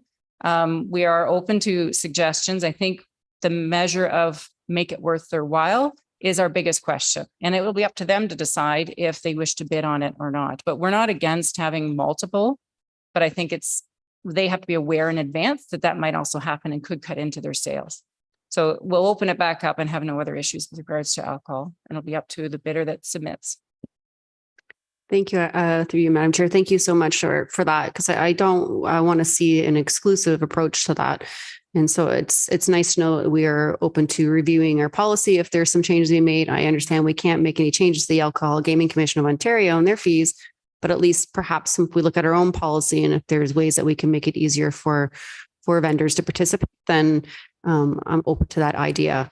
Leading into that, I know also part of my original motion was about food vendors, and we do have a policy on food vendor policies and mobile and such. And in previous events and such that I know that I've dealt with the town prior to being elected, I know that there was some improvements that could be made to that. And having spoken to these vendors themselves, which give them limitations as to why they may want to participate and not say have double duty on fees or things that are being required by the town that are being duplicated by York Public Health. I'm certainly not suggesting we don't follow York Public Health, but maybe there's some room for bylaw to review that and make some changes again to make it easier. And so having said that, looking at, option 3, and I know you have the farmers market and it's kind of like an easy fallback. For me, I don't want to see an exclusive right to the farmers market. I still want to see that other restaurants do have the opportunity. The whole point was to allow a little bit more economic development of any other food vendors that are local to help give them some exposure to maybe get some new clients. And I read in the report, obviously, that in the past, we didn't necessarily have success. However, things change. And I have talked with many restaurant owners who are interested in participating. And I know this was last minute, so we kind of kept it as is to the farmers market. And I don't want to exclude them to this opportunity. And so in doing so, I do believe that if we were to keep it open, I'm pretty sure that 80% of them would probably still be the farmers market vendors. It's just, let's keep it open to that. And through Madam Chair to Ms. McDougall, is that something that you would say would be a fair analysis of something that your staff can manage? Through you, Madam Chair. Certainly, I guess the position the staff took at this case is correct in the sense that we have pursued food vendors in the past and for a variety of reasons. Albeit it wasn't some of which definitely might be the barrier of our bylaw that needs review, but also some of the other limitations that were expressed to us was not enough return on investment for them to show, or it was too costly. If they have a small business, they couldn't afford with the additional equipment to be mobile or staff to be mobile. So there's a variety of reasons, and some of which we can't control. But as far as opening it up beyond the farmers market, they've been a fantastic partner for us. That is why it was an easy connection. And of course, it was great for their businesses, of which they have many local businesses that offer services.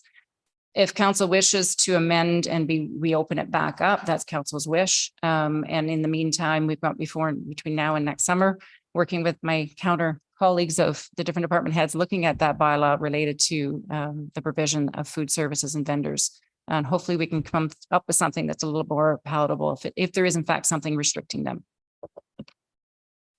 Thank you. I appreciate that. And so with that, I do support the farmers market and what they're doing. And I think the town has been very supportive of them thus far. At the same time, I want to support the opportunity for other businesses to also collaborate. And if there's barriers, let's look at why these things aren't working for them. Again, like I said, I feel that even if we were to open it up, that they probably would be the dominant participation there. And so I can't see that being very competing. So with that, and I know this is very early on, and this is something I wanted to do before putting on the floor, is I did want to make an amendment in that option 3 to change that to that the potential food vendors are recruited through an open call for proposal process for concerts in the park series. And that way it allows for other businesses to have the opportunity. So if I could make that amendment. You may. Is there a seconder?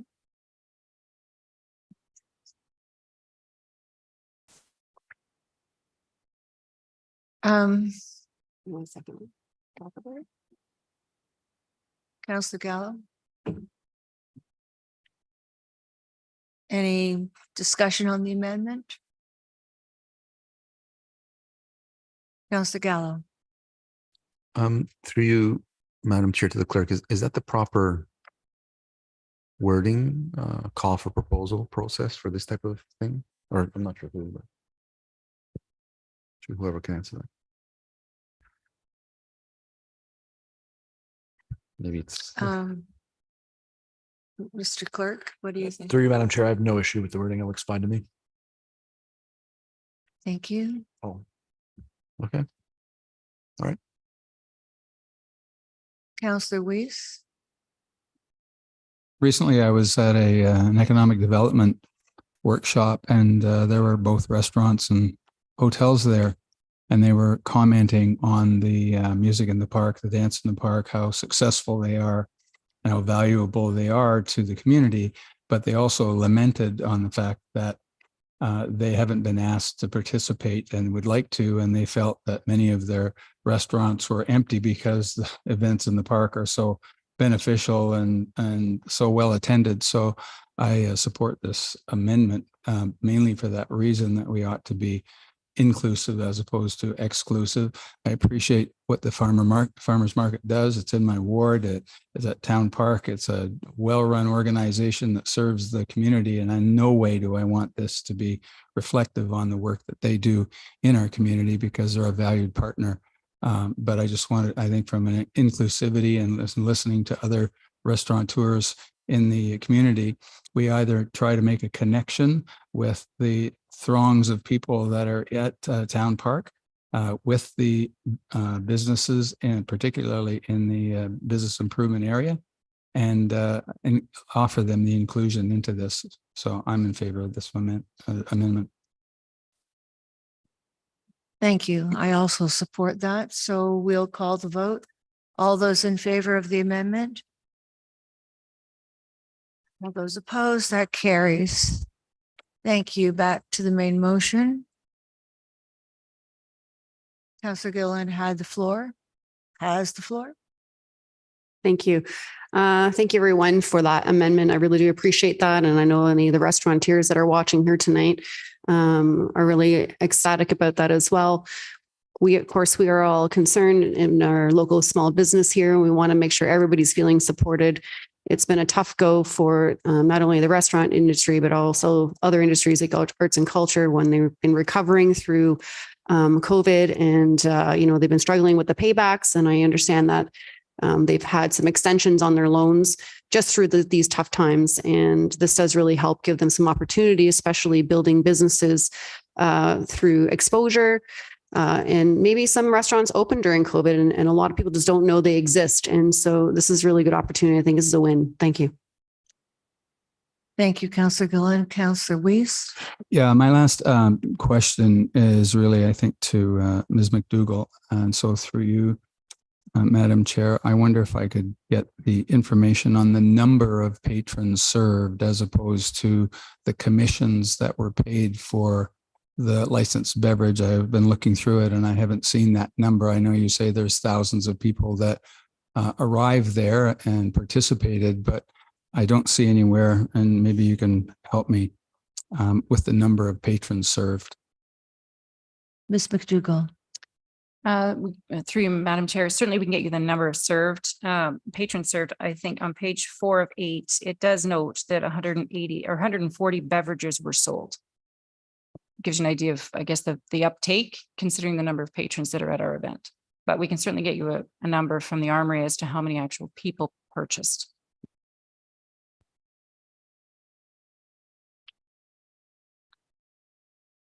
And I guess my only concern is that we're being asked to do $10,000 worth of expense for a relatively small number of patrons at this point. Not to say that it won't grow in the future, and I'm certainly not suggesting that we're going to advertise and promote alcohol, but I'm just wondering of the expense of $10,162 for 100 patrons, perhaps on an evening. You say that was 100 that servings for both of the nights, or an average of a night? Through Madam Chair, it was 140 beverages sold combined, like that's the total over 2 nights. Thank you. Did Niagara College have any comment on the number of beverages sold? Through you, or to you, Madam Chair, it was 140 beverages sold. No, but did they say that? Oh, was... in relation to their hopes? No, only thing I know is that they have shown interest in applying again and being part of it next year. Thank you, Mr. CAO. Madam Chair, I can expand a bit on that. I did have a conversation with the event manager there, and she indicated that it was not a moneymaker for them by any stretch, but they didn't mind the exposure and they thought that it had potential for the future. Thank you. I think we'll call the vote now. All those in favor? That carries. Thank you. Going on to 9.2. Mover and seconder. Thank you, Councillor Gilland. Would someone like to second this? Thank you, Councillor Kim.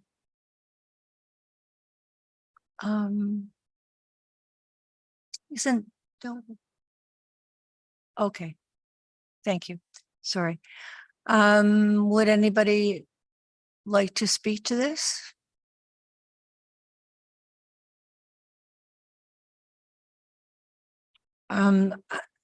Mr. Muno, I have to ask you for some clarity. When I emailed you earlier today, I was wondering about providing the water wastewater servicing for the 30 proposed townhomes. And you said it would be assigned immediately because we had extra capacity. So, or we had available capacity. So I need your help. I need you to provide some clarity. On the chart that we received of the number of units that have been approved by council and the OLT, that was just over 2,000. And in the report from September 5th, it said that we had 2,000 units of available capacity. So does that capacity cover what we've approved already? Thank you. To you, Madam Chair. Yes, and we do have a report coming forward next week to provide an update on the remaining servicing allocation. So we do have remaining servicing allocation to grant to new applications. But but we've also, council's also allocated to a number of those proposals that have been previously been approved. And they still have that allocation assigned to that specific development. As is in our practice, whenever we report on a residential development application, one of the recommendations, apart from approving the OP zoning application, et cetera, is to also include a recommendation that council specifically allocate or assign X number of servicing allocation to the specific development. And that's what we're recommending in recommendation 6. So that allocation for these 30 townhomes would come from our reserve of remaining allocation. I'm not a great mathematician, but to me, the numbers don't add up, because if we've approved, or the OLT has approved, it's 2,013 units, but we have 2,000 units of water capacity available. Then we've already given out, council has already assigned all of the water, wastewater capacity. To you, Madam Chair. And I think it'll be clear in a report that you'll see next week, but we have allocated, and I'm going to speak in terms of persons, but it's approximately 3,000 persons worth of allocation have been assigned to those proposals that council has either approved or were approved by the tribunal. So those have been assigned, but we have a remaining equivalent of approximately another 3,000 persons to assign. And so that's where we're assigning the allocation from that remaining allotment to this proposal, and moving forward, any new application that comes forward, we will assign from what's remaining in our allocation reserve. I'm trying to speak to apples and apples. So we have these units and we have servicing units, and with the applications that we've approved, I mean, usually we say it's 2.9 people per unit. But if it's an apartment or condo, I guess it's lower, 2.5. So it's really not, at this point, I'm not interested in the number of people. I'm just saying, it seems to me that we've given up all of our available capacity. But what will you be bringing forward next week? To you, Madam Chair, in response to the report last week, council requested additional information relating to remaining servicing allocation and a breakdown of the unit count I provided to council last week. In addition, we'll identify the allocation that we've already assigned to those proposals that have been approved. Again, I can just to clarify, I can assure council that we do have remaining allocation left to assign to new developments moving forward, approximately a three-year supply worth. Thank you. So we did, the last report we had was a couple of years ago. We haven't had anything since, and that report said 1,500 units. So you'll be bringing forward a report. Does the region keep track of these things? Is the report from the region, or is the report from us, or how is it done?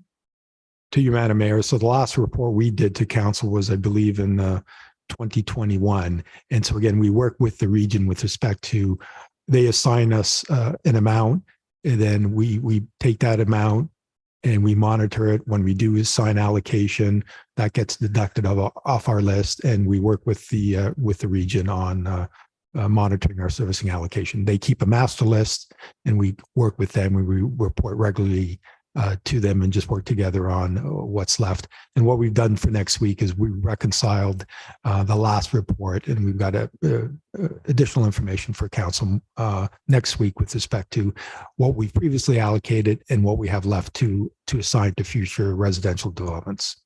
Thank you. And this reconciles with what the region says we have and we have left. Thank you. Exactly.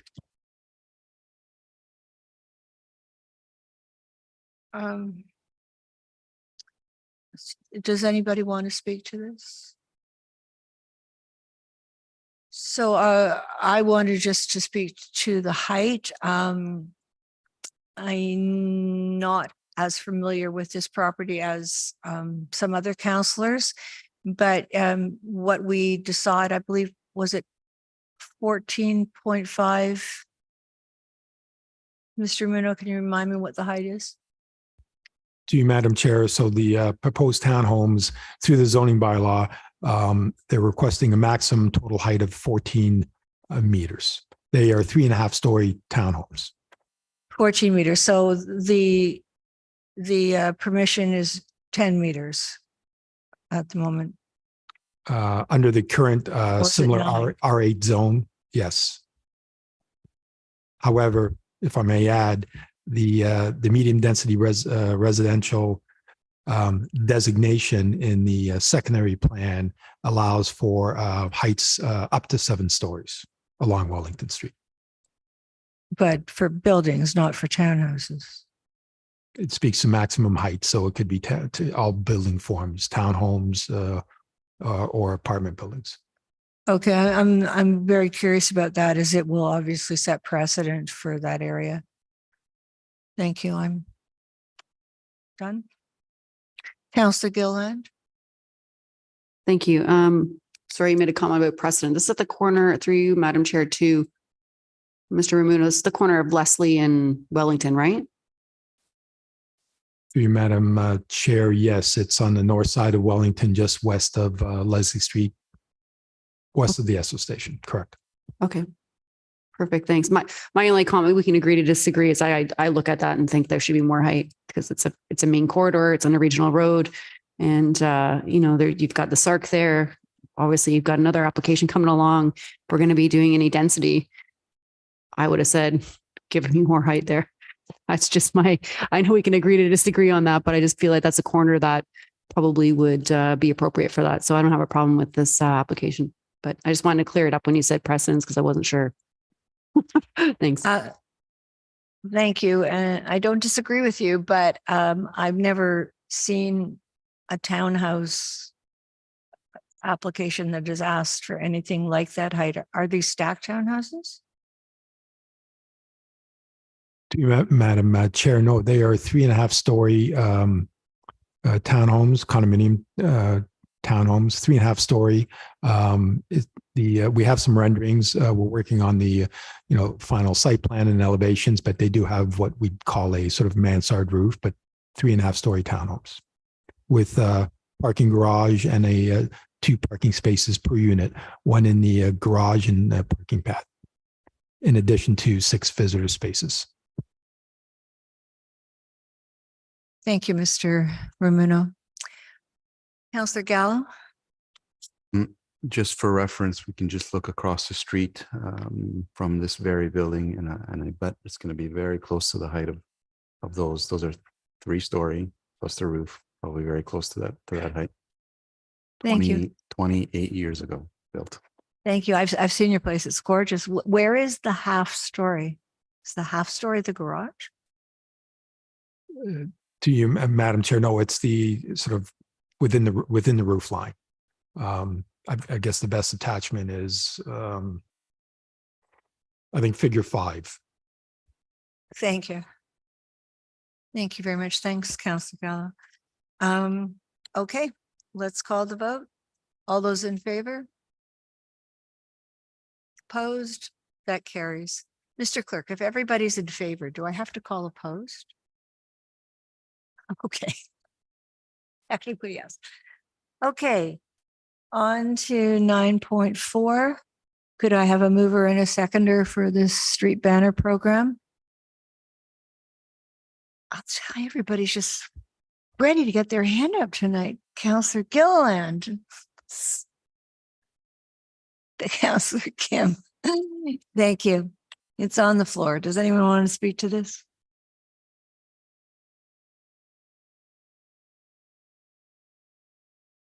Councillor Gilliland. Thank you. Through you, Madam Chair, to Ms. McDougall. I did notice you had some priorities laid out in the allocation of the banners. And I thought maybe if you could maybe just provide some context on that you have tourism / sports tourism. And I just thought maybe you could provide some context and how that's defined.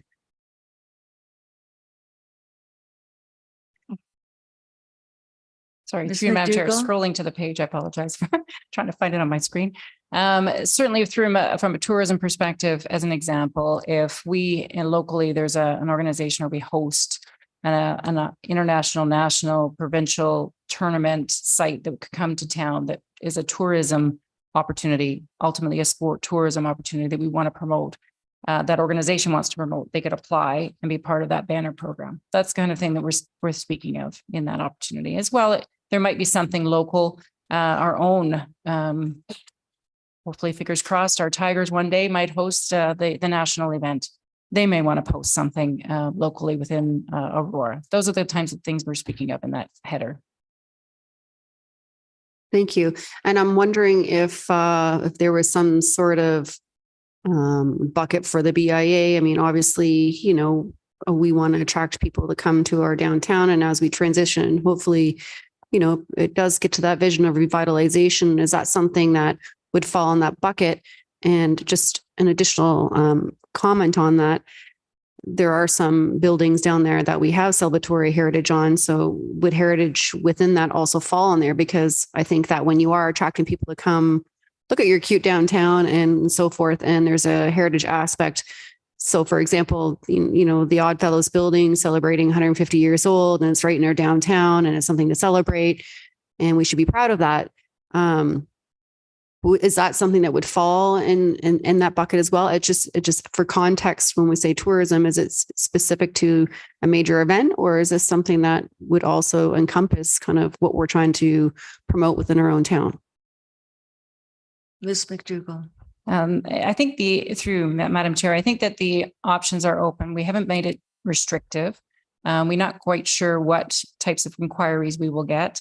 I think as Aurora and we evolve and promote more tourism opportunity of why to come to Aurora, I think that is open. We're open to that consideration, provided there is a mutual benefit to the municipality and it's deemed to be fitting that criteria within economic development strategy or within our own municipality of interest strategic planning, that it shows that it aligns. Thank you. And just, I guess, finally, about the cost associated with that. So if it was something, say the Tigers or, I don't know, Sports Hall of Fame or whatever, who assumes those costs? Is it solely the business, or is it town staff? Like, how does that work? Town staff, or I guess they're installing it, I'm assuming. So I'm just wondering how that works. Through you, Madam Chair. Actually, this is over to my colleague here regarding cost recovery, but ultimately it's the desire. The organization that looks to install the banners will need to cover their costs for install and removal. Okay, perfect. I don't know if Ms. Camp, you want to chime in on any of that? Is it just as simple as that? Yeah. Okay. All right. Thank you. Mayor Maracus. Thank you, Madam Chair, and thank you for this report. Through you to Ms. McDougall. Ms. McDougall, there's a question in here somewhere, but I'm going to start off with kind of a little bit of a comment. I believe that we should, and I've had these discussions. I know I brought it up with our CAO as well. I believe that if we're going to allow for-profit organizations to advertise essentially within the town on these banners, that they should be paying more. This is advertising.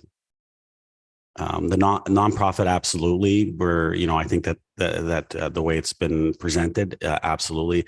But my other concern as well as talking with others too is, do we want to allow for profit to advertise?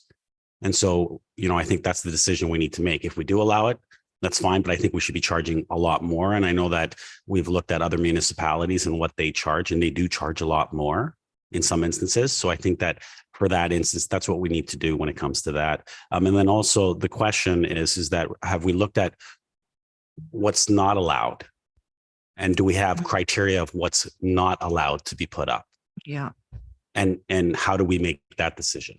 Because I think that's an important aspect of this as well. Ms. McDougall. I see you shaking your head. Yes. Okay. Through Madam Chair, to your initial point and comment regarding businesses and their ability to promote, there's still going to be criteria regarding the specifications on what can be put on the banner. promotion of a business is still restricted to 20, I think 20 or 25% of the banner. That's all visibility that the business's name can be branded. Yeah, I just mean in general, like for profit. So not if they're putting a business name as a sponsorship or something like that. I'm just saying in total, let's say a for-profit entity wants to do an entire banner and we have it as $50. I believe that should be a higher cost for a for-profit entity. So through you, Madam Chair, we certainly can evaluate that. We have other measures charging more for commercial. We can apply a similar threshold or management on that. That can certainly be added or considered. Thank you. Councillor Weiss? Yeah, and I guess on the heels of that comment, and you alluded to it to Ms. McDougall and through you, Madam Chair, to Ms. McDougall, do we have some graphic standards, size, shape, colors, length, how many, all that? Because it's not in here, but those standards are going to be clear to anyone who participates in this program? Ms. McDougall? Through Madam Chair, yes, that has been outlined and established already to date. And that is something our communications division will manage to ensure that anyone submitting will have to meet this particular criterion. Obviously, size and specifications need to be met in order to meet and fit on our banner poles. So there's a variety of other standards that will be required of that as well. Thank you. Councillor Gilliland? I just wanted to go on the heels of the heels because I'm now imagining that, perhaps we'll have this wonderful 8-court pickleball, stadium somewhere where we're going to have a pickleball open in Aurora and we're going to have the streets lined with pickleball open in Aurora. We'll put a place on the map for it. Anyway, I just wanted to throw that in there. Thank you. That was an interesting comment.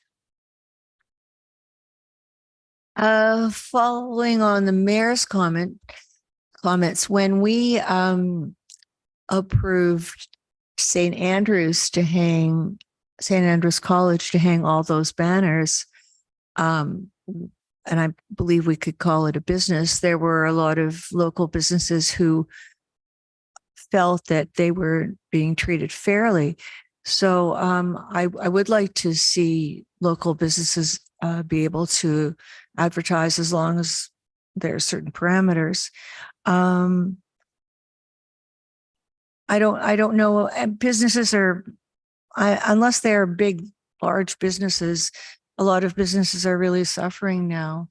And so we need to think about that $50 fee. But it doesn't say how long, unless I missed it, how long these banners are allowed to be up. Ms. McDougall? Through you, to you, Madam Chair, it's going to be a bit of an evaluated process. Obviously, we don't know what the demand or uptake is going to be. There is obviously quite a few banners in our community. In order to manage and be equitable or fair, I think there will be initially a management model and restrictive model, but if we're not getting the uptake, we might be able to be a little more flexible. I think we have to see how it is achieved. There's obviously an intake timeframe. They have to be in, their request has to be in by a certain period of time for the upcoming year. We'll have an easy understanding of what's available and be able to maybe broaden availability once we know what the demand is. Thank you. And I guess if it's for certain events that there's a time span for that, but okay. Councillor Gallo?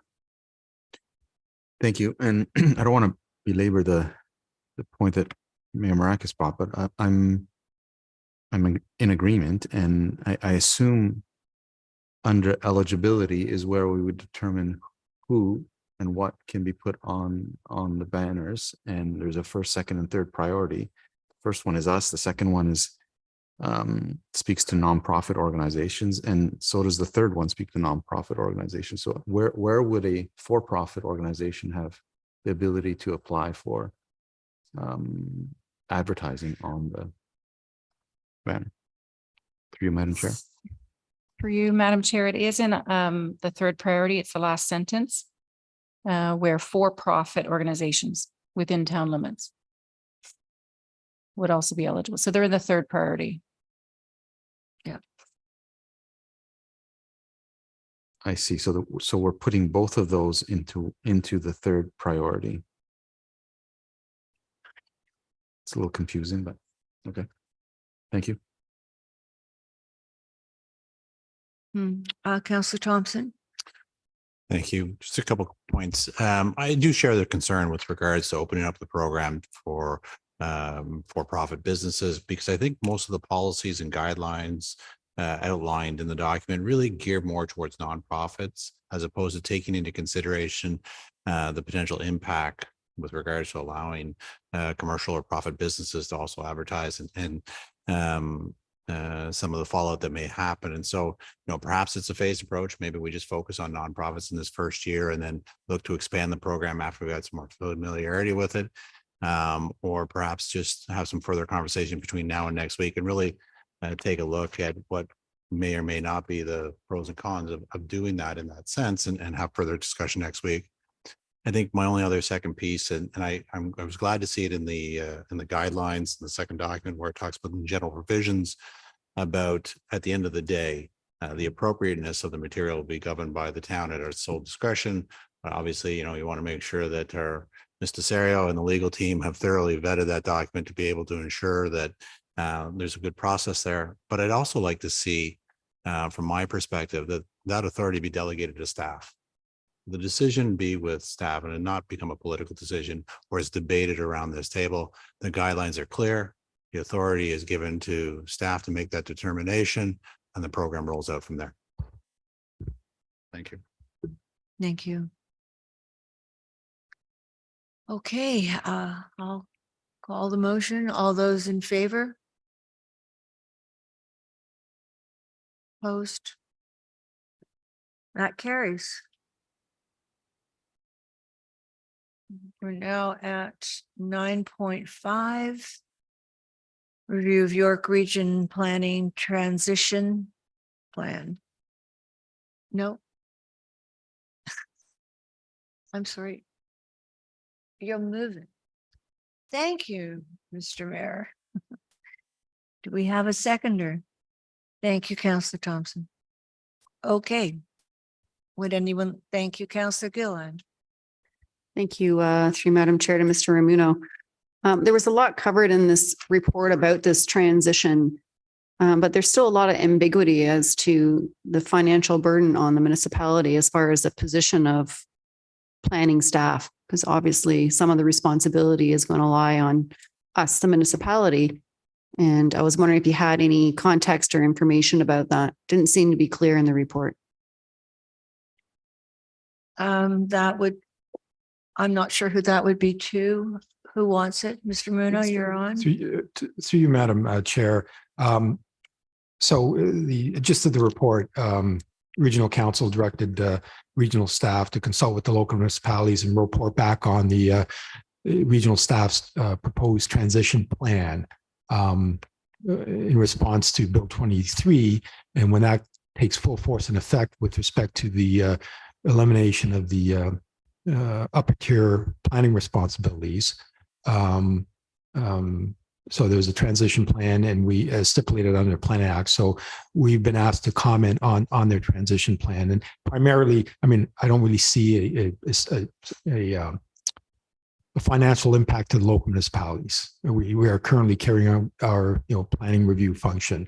The primary change once Bill 23 takes effect with respect to the removal of those upper tier planning responsibilities will be that regional council will no longer be the approval authority for local official plans and official plan amendments, and their planning role will be limited with respect to providing planning comments on planning applications. That responsibility will lie with the local municipalities. So of course their transition plan has identified sort of a plan with respect to how they're going to transition to that point, their current process, their transition plan, and post Bill 23 being in effect. And of course, we agree with a number of their planned activities and aspects of their plan with respect to they'll be entering into more of a sort of data collection and monitoring function. we've got some questions and some comments with respect to some of their other proposals. But again, it is a draft plan. I think what we will do in the future, when the regional staff does report back to regional council, we'll follow up with a additional information report to our council. And of course, we're not sure exactly when those changes in Bill 23 will receive proclamation or come into effect. We're thinking our best guess is likely early in 2024. And that when that happens again, we will provide an update to council. Thank you. Through you, Madam Chair, to Mr. Ramuno. I appreciate that. And I hope we can get some accurate estimates on how that's going to affect our budget. And I know that they are currently taking examples of auditing in other municipalities to help us understand what some of the consequences of, the changes that are going to be made in the legislation and what we need to assume in order to complete these applications in a timely manner without the region's rule. In addition to that, obviously we're taking on some of the responsibilities now of the Lakes and Food Conservation Authority as well.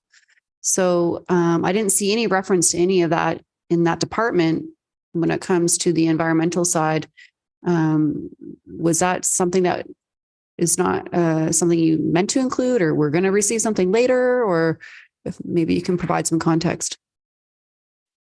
Through you, Madam Chair. So no, I think we do mention in the report that the region, as part of their plan, they are, exploring the option of assuming that responsibility that the Lake Simcoe region was undertaking with respect to, reviewing planning applications from a heritage planning perspective. So that is part of their plan moving forward. Currently, we have been, ever since Bill 23 came into effect with respect to, eliminating the Conservation Authority's role when it comes to sort of review of planning applications, just from a heritage planning perspective.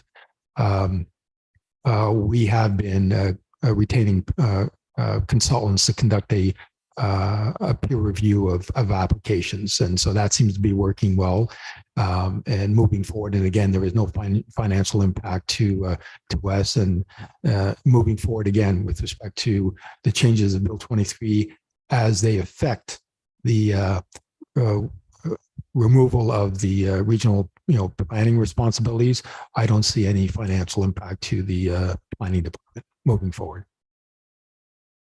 Thank you. And just as a follow-up to the Lake Simcoe Conservation Authority, I know when Bill 23 was first implemented and some of the changes that they had provided some solutions to the issues that they found that municipalities would be faced to the province.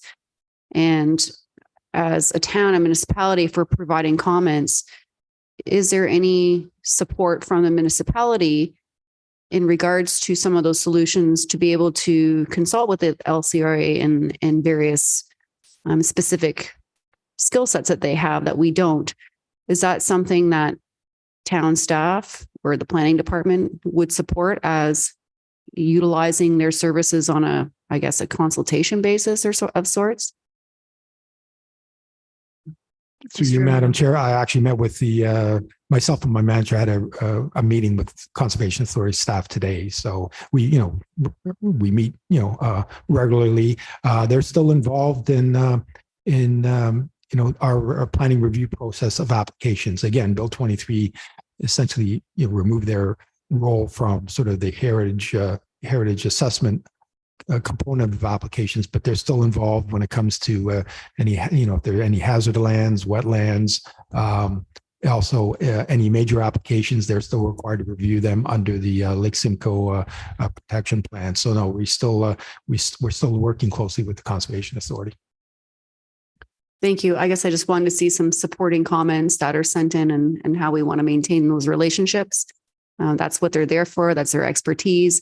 And, I do think they do a really good job as an authority, and I'd like to see the municipality at least provide some sort of support in that way. Thank you. Councillor Gallo. Thank you. I'm trying to understand from a regional perspective, is it kind of a lateral move where the transition of approval authority has been now delegated to municipalities? but they are considering or they're planning on doing some other work, collecting data. For them, is that a lateral move? Was there a lot more involved in the approval authority versus this collection of data? And secondly, is it doing so, does it put a lot more responsibility on us? And will that at some point equal additional resources on our end? Through you, Madam Chair. Mr. Muno. Through you, Madam Chair. No, I don't foresee any additional resources are required by the local planning departments with respect to, again, these changes. We are also conducting we undertake sort of monitoring as well. We're doing that from a servicing allocation standpoint, housing activity. We do that all in-house between, planning, our building department, our engineering division as well. The region also has, they've got a large, a large planning department. They've got a section, a division that deals with review of planning applications, development applications. So that's going to change because, again, as part of Bill 23, they're no longer will be involved in that. They have, growth management staff, GIS staff, economic development staff. They will still be conducting, monitoring and collection of data to inform their, water and wastewater and master transportation plans and their transit plans. And we share that information. They share information with us. Local municipalities share, our development application activity and building permit information with the region. So there is going to be a shift. And I guess, again, our regional staff has presented a draft transition plan to regional council late in June. And there were just some questions with respect to getting some feedback from the local municipalities. So I think we'll be reporting once again to this council, likely towards the end of this year, early in the new year, when we actually see a final report from regional staff come out of regional council. Thank you. I was just curious to see whether the reduction of responsibilities that the region would have. I looked through. I actually searched the little word search to see if I could find the word attrition, but I couldn't find it anywhere in here to reduce any staff because of the I'm being tongue in cheek, but they're doing all less. The province is telling them to do a lot less. They're pushing it onto us, but I don't see if there's any efficiencies at the regional level. Maybe you can bring that back, Mr. Mayor. Thank you. Mr. Mayor. Thank you, Madam Chair. Councillor Gallo, absolutely. That was the conversation we had around the regional table when the report was tabled the first time. That's why it's here in front of us, because we wanted to ensure that each of the municipalities had their comments and say, and that could be reported back to regional council, and we can look at, what is the region actually doing to considering that they don't have that responsibility anymore. From my perspective, and I've had conversations with Mr. Ramuno as well as staff at the region, for all Bill 23's faults, and there's lots of faults within Bill 23. The one thing that they did get right in Bill 23 was to, remove essentially the region from planning and give more autonomy to local municipalities. This essentially is going to streamline the process. It's going to allow us not to have to wait for those reviews from the region to come to us. And ultimately, our OP will be the governing document, and there will be no OP at the regional level anymore. And so when you ask about, you don't see any, essentially, removal of staff. Absolutely, that was a lot of the concerns at the tables. It seems like going through that document, you see, well, we'll continue to do this, or we'll continue to do that, and we'll continue to do this. And if you listen to the conversation, Mayor Del Duca brought that up many times, and that's why we said, let's bring it back to the local municipalities. Let's have each of us have our conversations and come back to the region with a full understanding how each of us feel and how we need to move forward to make sure that, not only each of our local municipalities are doing the right thing, but also that the region is running efficiently as well. So I'm going to be bringing back the comments from this table and from Mr. Ramuno and his report to that regional table to ensure that we move forward in a positive way. Thank you for the clarification. Councillor Thompson. Thank you. Through to Mr. Ramuno. Just further to everything that's already been raised, in the report, you identify that there are two initiatives that the region plans to continue to move forward with that are in contravention of Bill 23. You identify them on pages 5 and 6. For the most part, they have to do with the regional official plan and or continuing to advise local municipalities. I'm sure the region is quite aware of what Bill 23 has to say. So I'm guessing, can you add any more clarity on why they are putting this forward as continuing to offer this when they know it's in contravention? Through you, Madam Chair, and that's the question that we've had as well, and one of the comments we've made with respect to clarity with respect to their roles. I mean, their primary function of no longer approving local official plans or site-specific official plan amendments that will be removed. And in addition, the way we read the legislation, their role of providing planning comments or input on local development applications. Again, as part of the draft transition plan, they are still requesting or they're stating that they'll be there to provide their expertise advice with respect to our local development applications and whether they conform to the official plan. But again, once Bill 23 is in full force and effect, the way I understand it, once our local official plans are in effect, they will be the local planning guiding planning document, not the regional official plan. And again, once what our local official plan amendments, as they are now, for the most part, local council will be the approval authority for all official plan amendments, large or small. And when it's time to adopt a new official plan, it'll be the province's role to actually approve new official plans as adopted by local councils. Thank you. Mr. Ramuno, can on page 5, the last section of the chart under planning staff response, the second part of that, the second sentence, this is evident as some stakeholders are resorting to appealing sections of the local official plan. Could you speak to that, please? Certainly, to you, Madam Chair. That is what we call, one of their activities is the collaborative application preparation. It's really a new terminology.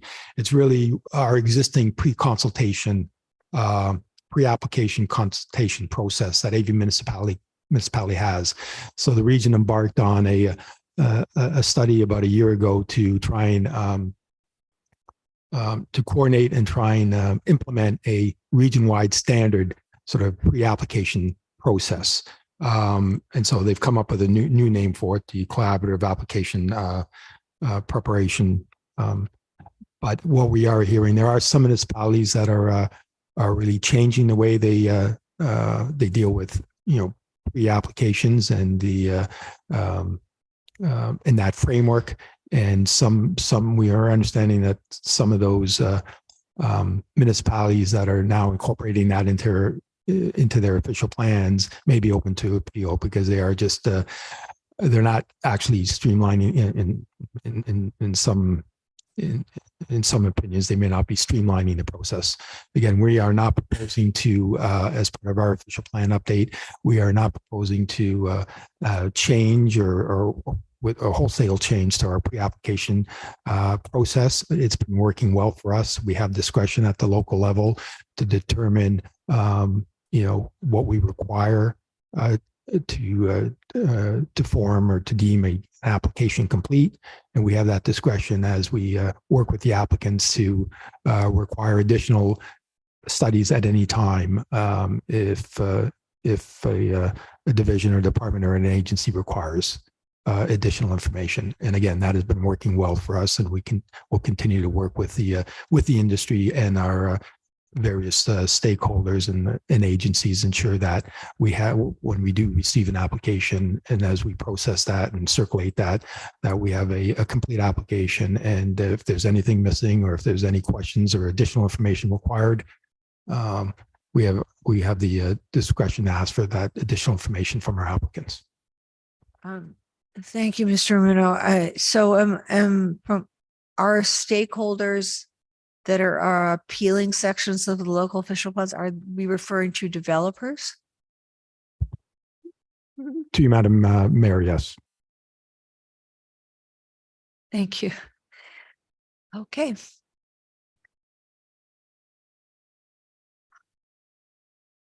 Call the motion. All those in favor? That carries. Thank you.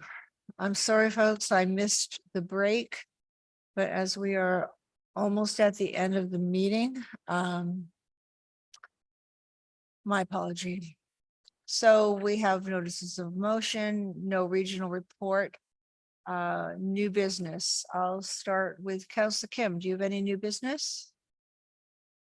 Councillor Gallo. Thank you. I just, you don't have the minutes here, but we had a hack meeting on last Monday. And in it, there was a presentation by a resident regarding the street naming policy and some really good insight. I had suggested I was going to put a notice of motion in to address his concerns and perhaps update the policy. After speaking to staff and reflecting a bit, staff could implement many of the suggestions that he had made, such as, update the street names that are missing poppies or faded poppies or that type of thing. Add to the list of street names any of the individuals that are on the cenotaph that are not on the list, to add them to it, and all that stuff can be done internally, and I think is already in motion. I just wanted to bring to your attention also to ask staff whether or not it's in their schedule to update the policy, and just to reflect it hasn't been updated in a while, and just to bring it up to speed. Through you, Madam Chair. Thank you. Through you, Mr. Madam. Romano? Is that a yes?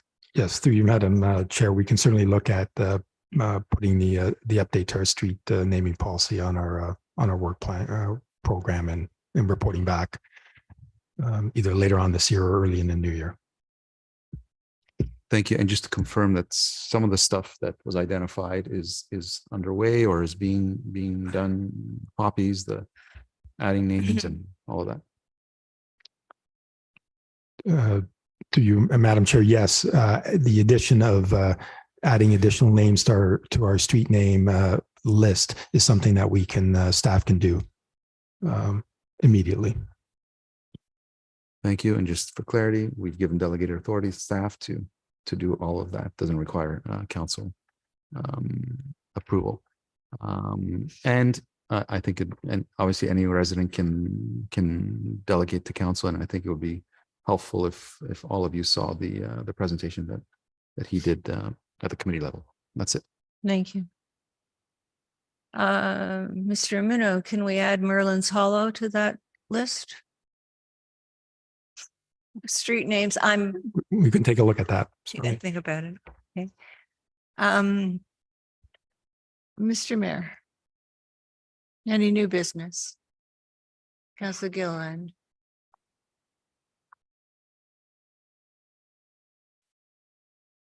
Is this on? Thank you. Yes, so through you, Madam Chair, to Ms. T. Camp, this is really about the tree and the delegate. And I guess I had a couple questions. The long-term effect of this tree, it sounds like the tree's been having an issue for at least 5 years that they know of, and wasn't exactly growing very well for the duration of the life of them being there. I'm just kind of concerned about the long-term effect of this tree. If you can provide some context, because I am concerned it could infect other surrounding trees around it. We're just compounding a problem that's just going to end up on other people's trees, and we're going to have more people coming to council saying they have sap and bees. Ms. Steenkamp. Through you, Madam Chair. So aphids, I sent council a little bit of information on aphids and this issue, but they typically do not kill trees. It's more of an aesthetic issue. They're a problem nuisance kind of pest. All lindens, regardless of how healthy they look, more than likely have an aphid population on them. That being said, that this tree specifically and other ones on the street were affected quite heavily by LDD, or the spongy moth. They were defoliated a couple of years consecutively. So that kind of compounds the issue because they're more likely to be predicated on by the aphids. Also, the tree does have a girdled root on it. It's minor, but it is showing some of the effects of it, a little bit of thinning in the crown. The pictures that the delegate showed on the screen, there were two different types of trees, as in species, they were the same. They were lindens, but they were two different cultivars. So the one that was very healthy looking is a completely different cultivar than the one that this homeowner has. It has a better structure, seems naturally just a little bit resistant to aphids and their effect. Also, it's the conditions of where these trees are growing, it's pretty harsh environment. I mean, they indicate that they have a quite healthy one. And I did look at it in the backyard. It is quite healthy.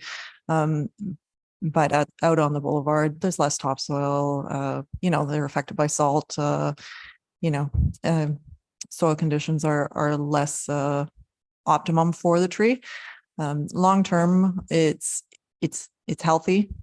It's not unhealthy. I would rate it as good to fair condition. This girdling root will take a number of years for actually eventually to kill the tree.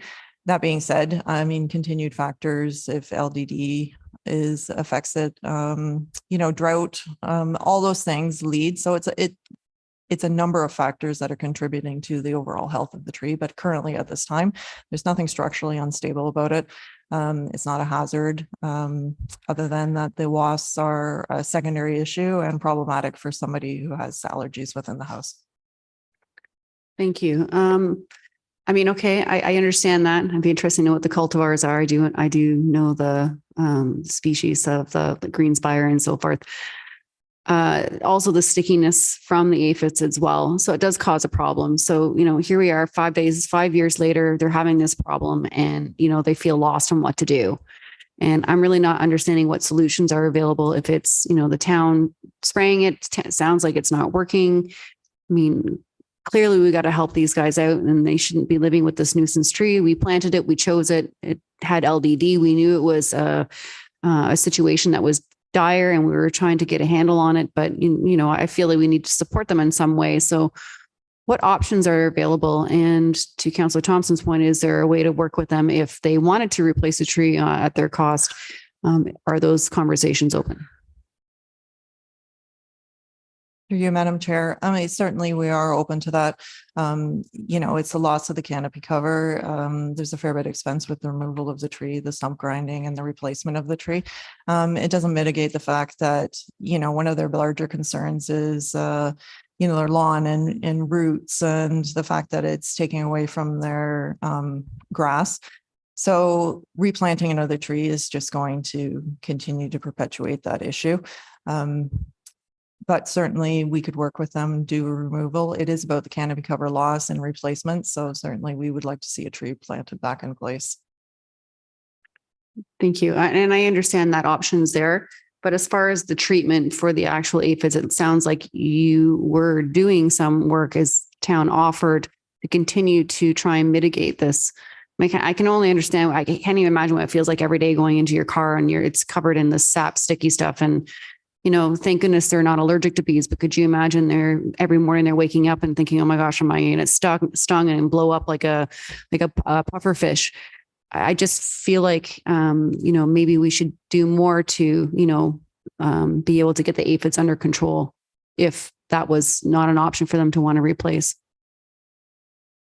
So through you, Madam Chair, our policy doesn't or allow us to do a mass treatment. If we're treating one, then we need to look at treating all linden trees within town.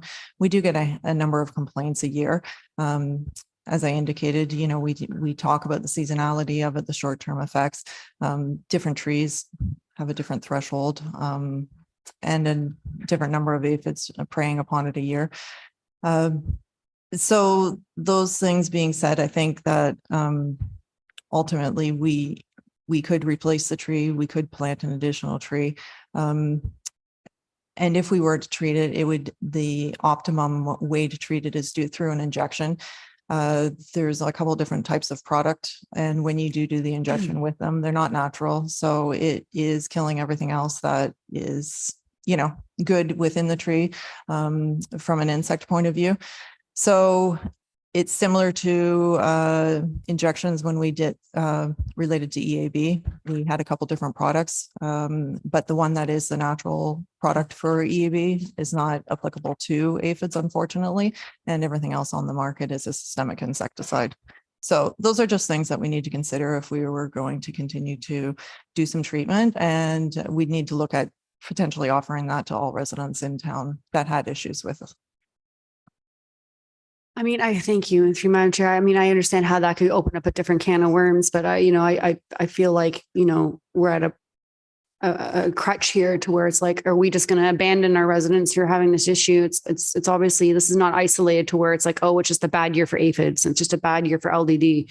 This has been going on for 5 years and they seem to have nothing in sight. And I just don't know what these solutions are. What are we offering? What does that support? Because they feel like they're being, from what I understand, they feel abandoned from the situation and don't know what to do or where to go. And that's why they're here delegating.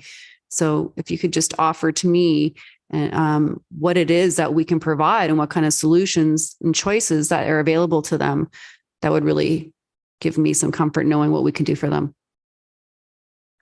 Through you, Madam Chair, I think ultimately the resident would like to see the tree removed and replanted with a different species. And that is long-term the only way to avoid the issue with aphids. Even if you're doing treatments on it, it would need to be yearly for the remainder of its life. Because at the end of the day, the systemic insecticide only lasts for a certain period, so it need to be retreated annually. So if we're looking to implement some sort of program like that, then we need to consider just the townwide implications of that and other residents coming forward and asking for the similar treatment. So, certainly we can do a replacement of the tree, a removal and a replacement, but it's just us remaining consistent in whatever messaging and offering the same programming to other residents who come forward asking for a tree removal. So that's just, that's where my concerns are. We have 37 or 3,200, I forget what the number is exactly, but linden trees in our forestry inventory. And, for us to move forward and potentially remove every one of those trees, if a resident came forward and asked for that, that's a significant impact, not only on the canopy cover, on our financially for us. Thank you. And I just feel like I need to have some solutions. And as we're having this open conversation, maybe we could take it offline, because we could be here all night talking about it. But I do think that, this is an isolated incident. I certainly don't want to set a precedence where everybody's coming forward saying, I have this problem with my tree, but we have to have some sort of guidelines when we have something specific, that there's an isolated instance where we can provide some support somewhere and have a guideline that allows us to make those measures to say, well, in this specific instance, here's why. And we have this guiding policy that, allows us to kind of make that decision. And I don't know where that would fall. Perhaps maybe you can enlighten us in an email later and give us some insights. I've also noticed, on some boulevards, very young walnut trees in a boulevard. Why the town would ever plant one is beyond me, because that's a very messy tree and it's going to make a mess. And we could have phone calls about that.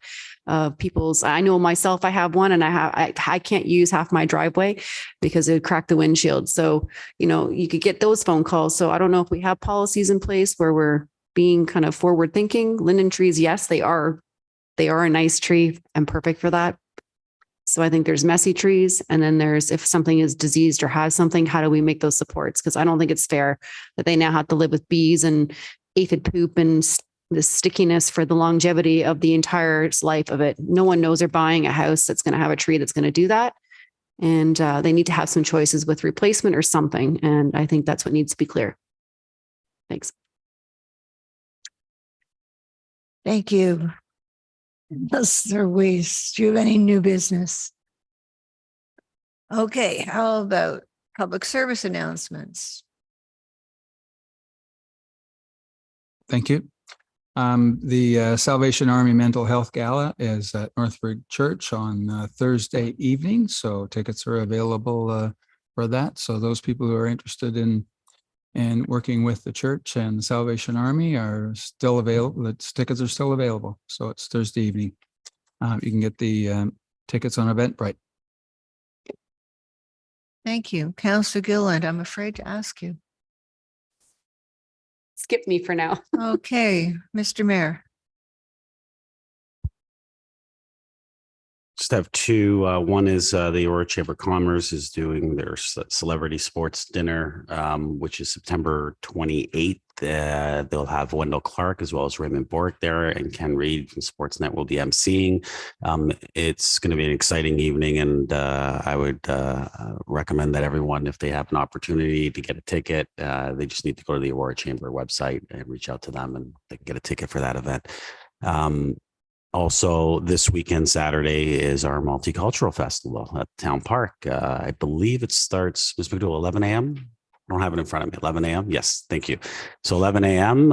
It's going to be a great time where we celebrate the diversity in our community. And I'm looking forward to seeing everyone out there having fun and seeing some of the dancers. I know I'm going to look forward to seeing one group that I always see every year. So yeah, it's going to be a great time. Thank you.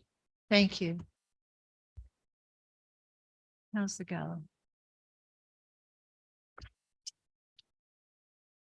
Do you want to talk about the Councillor Kim?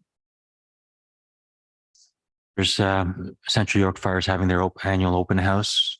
So I remember last year there was quite a great turnout. So families, kids, and people of all ages should come out and experience the open house. Yes, on Earl Stewart. Thank you. I think probably everybody at this council would have a comment. As we all know, David Tomlinson passed away, and he was a great asset to Aurora. He just added so many things to the community, and he was so humble about it all. And he will be missed. And I know that the Auroran did a nice piece in the paper this week, but until you saw David stand there fresh from work, covered in dirt, in his Wellington boots, he was the real deal. So I wish his family peace. Are we done? Motion to adjourn. Who wants that one? Okay, Councillor Gillen, Councillor Thompson. All those in favor? Again, sorry about missing the break. Oh, it's fine.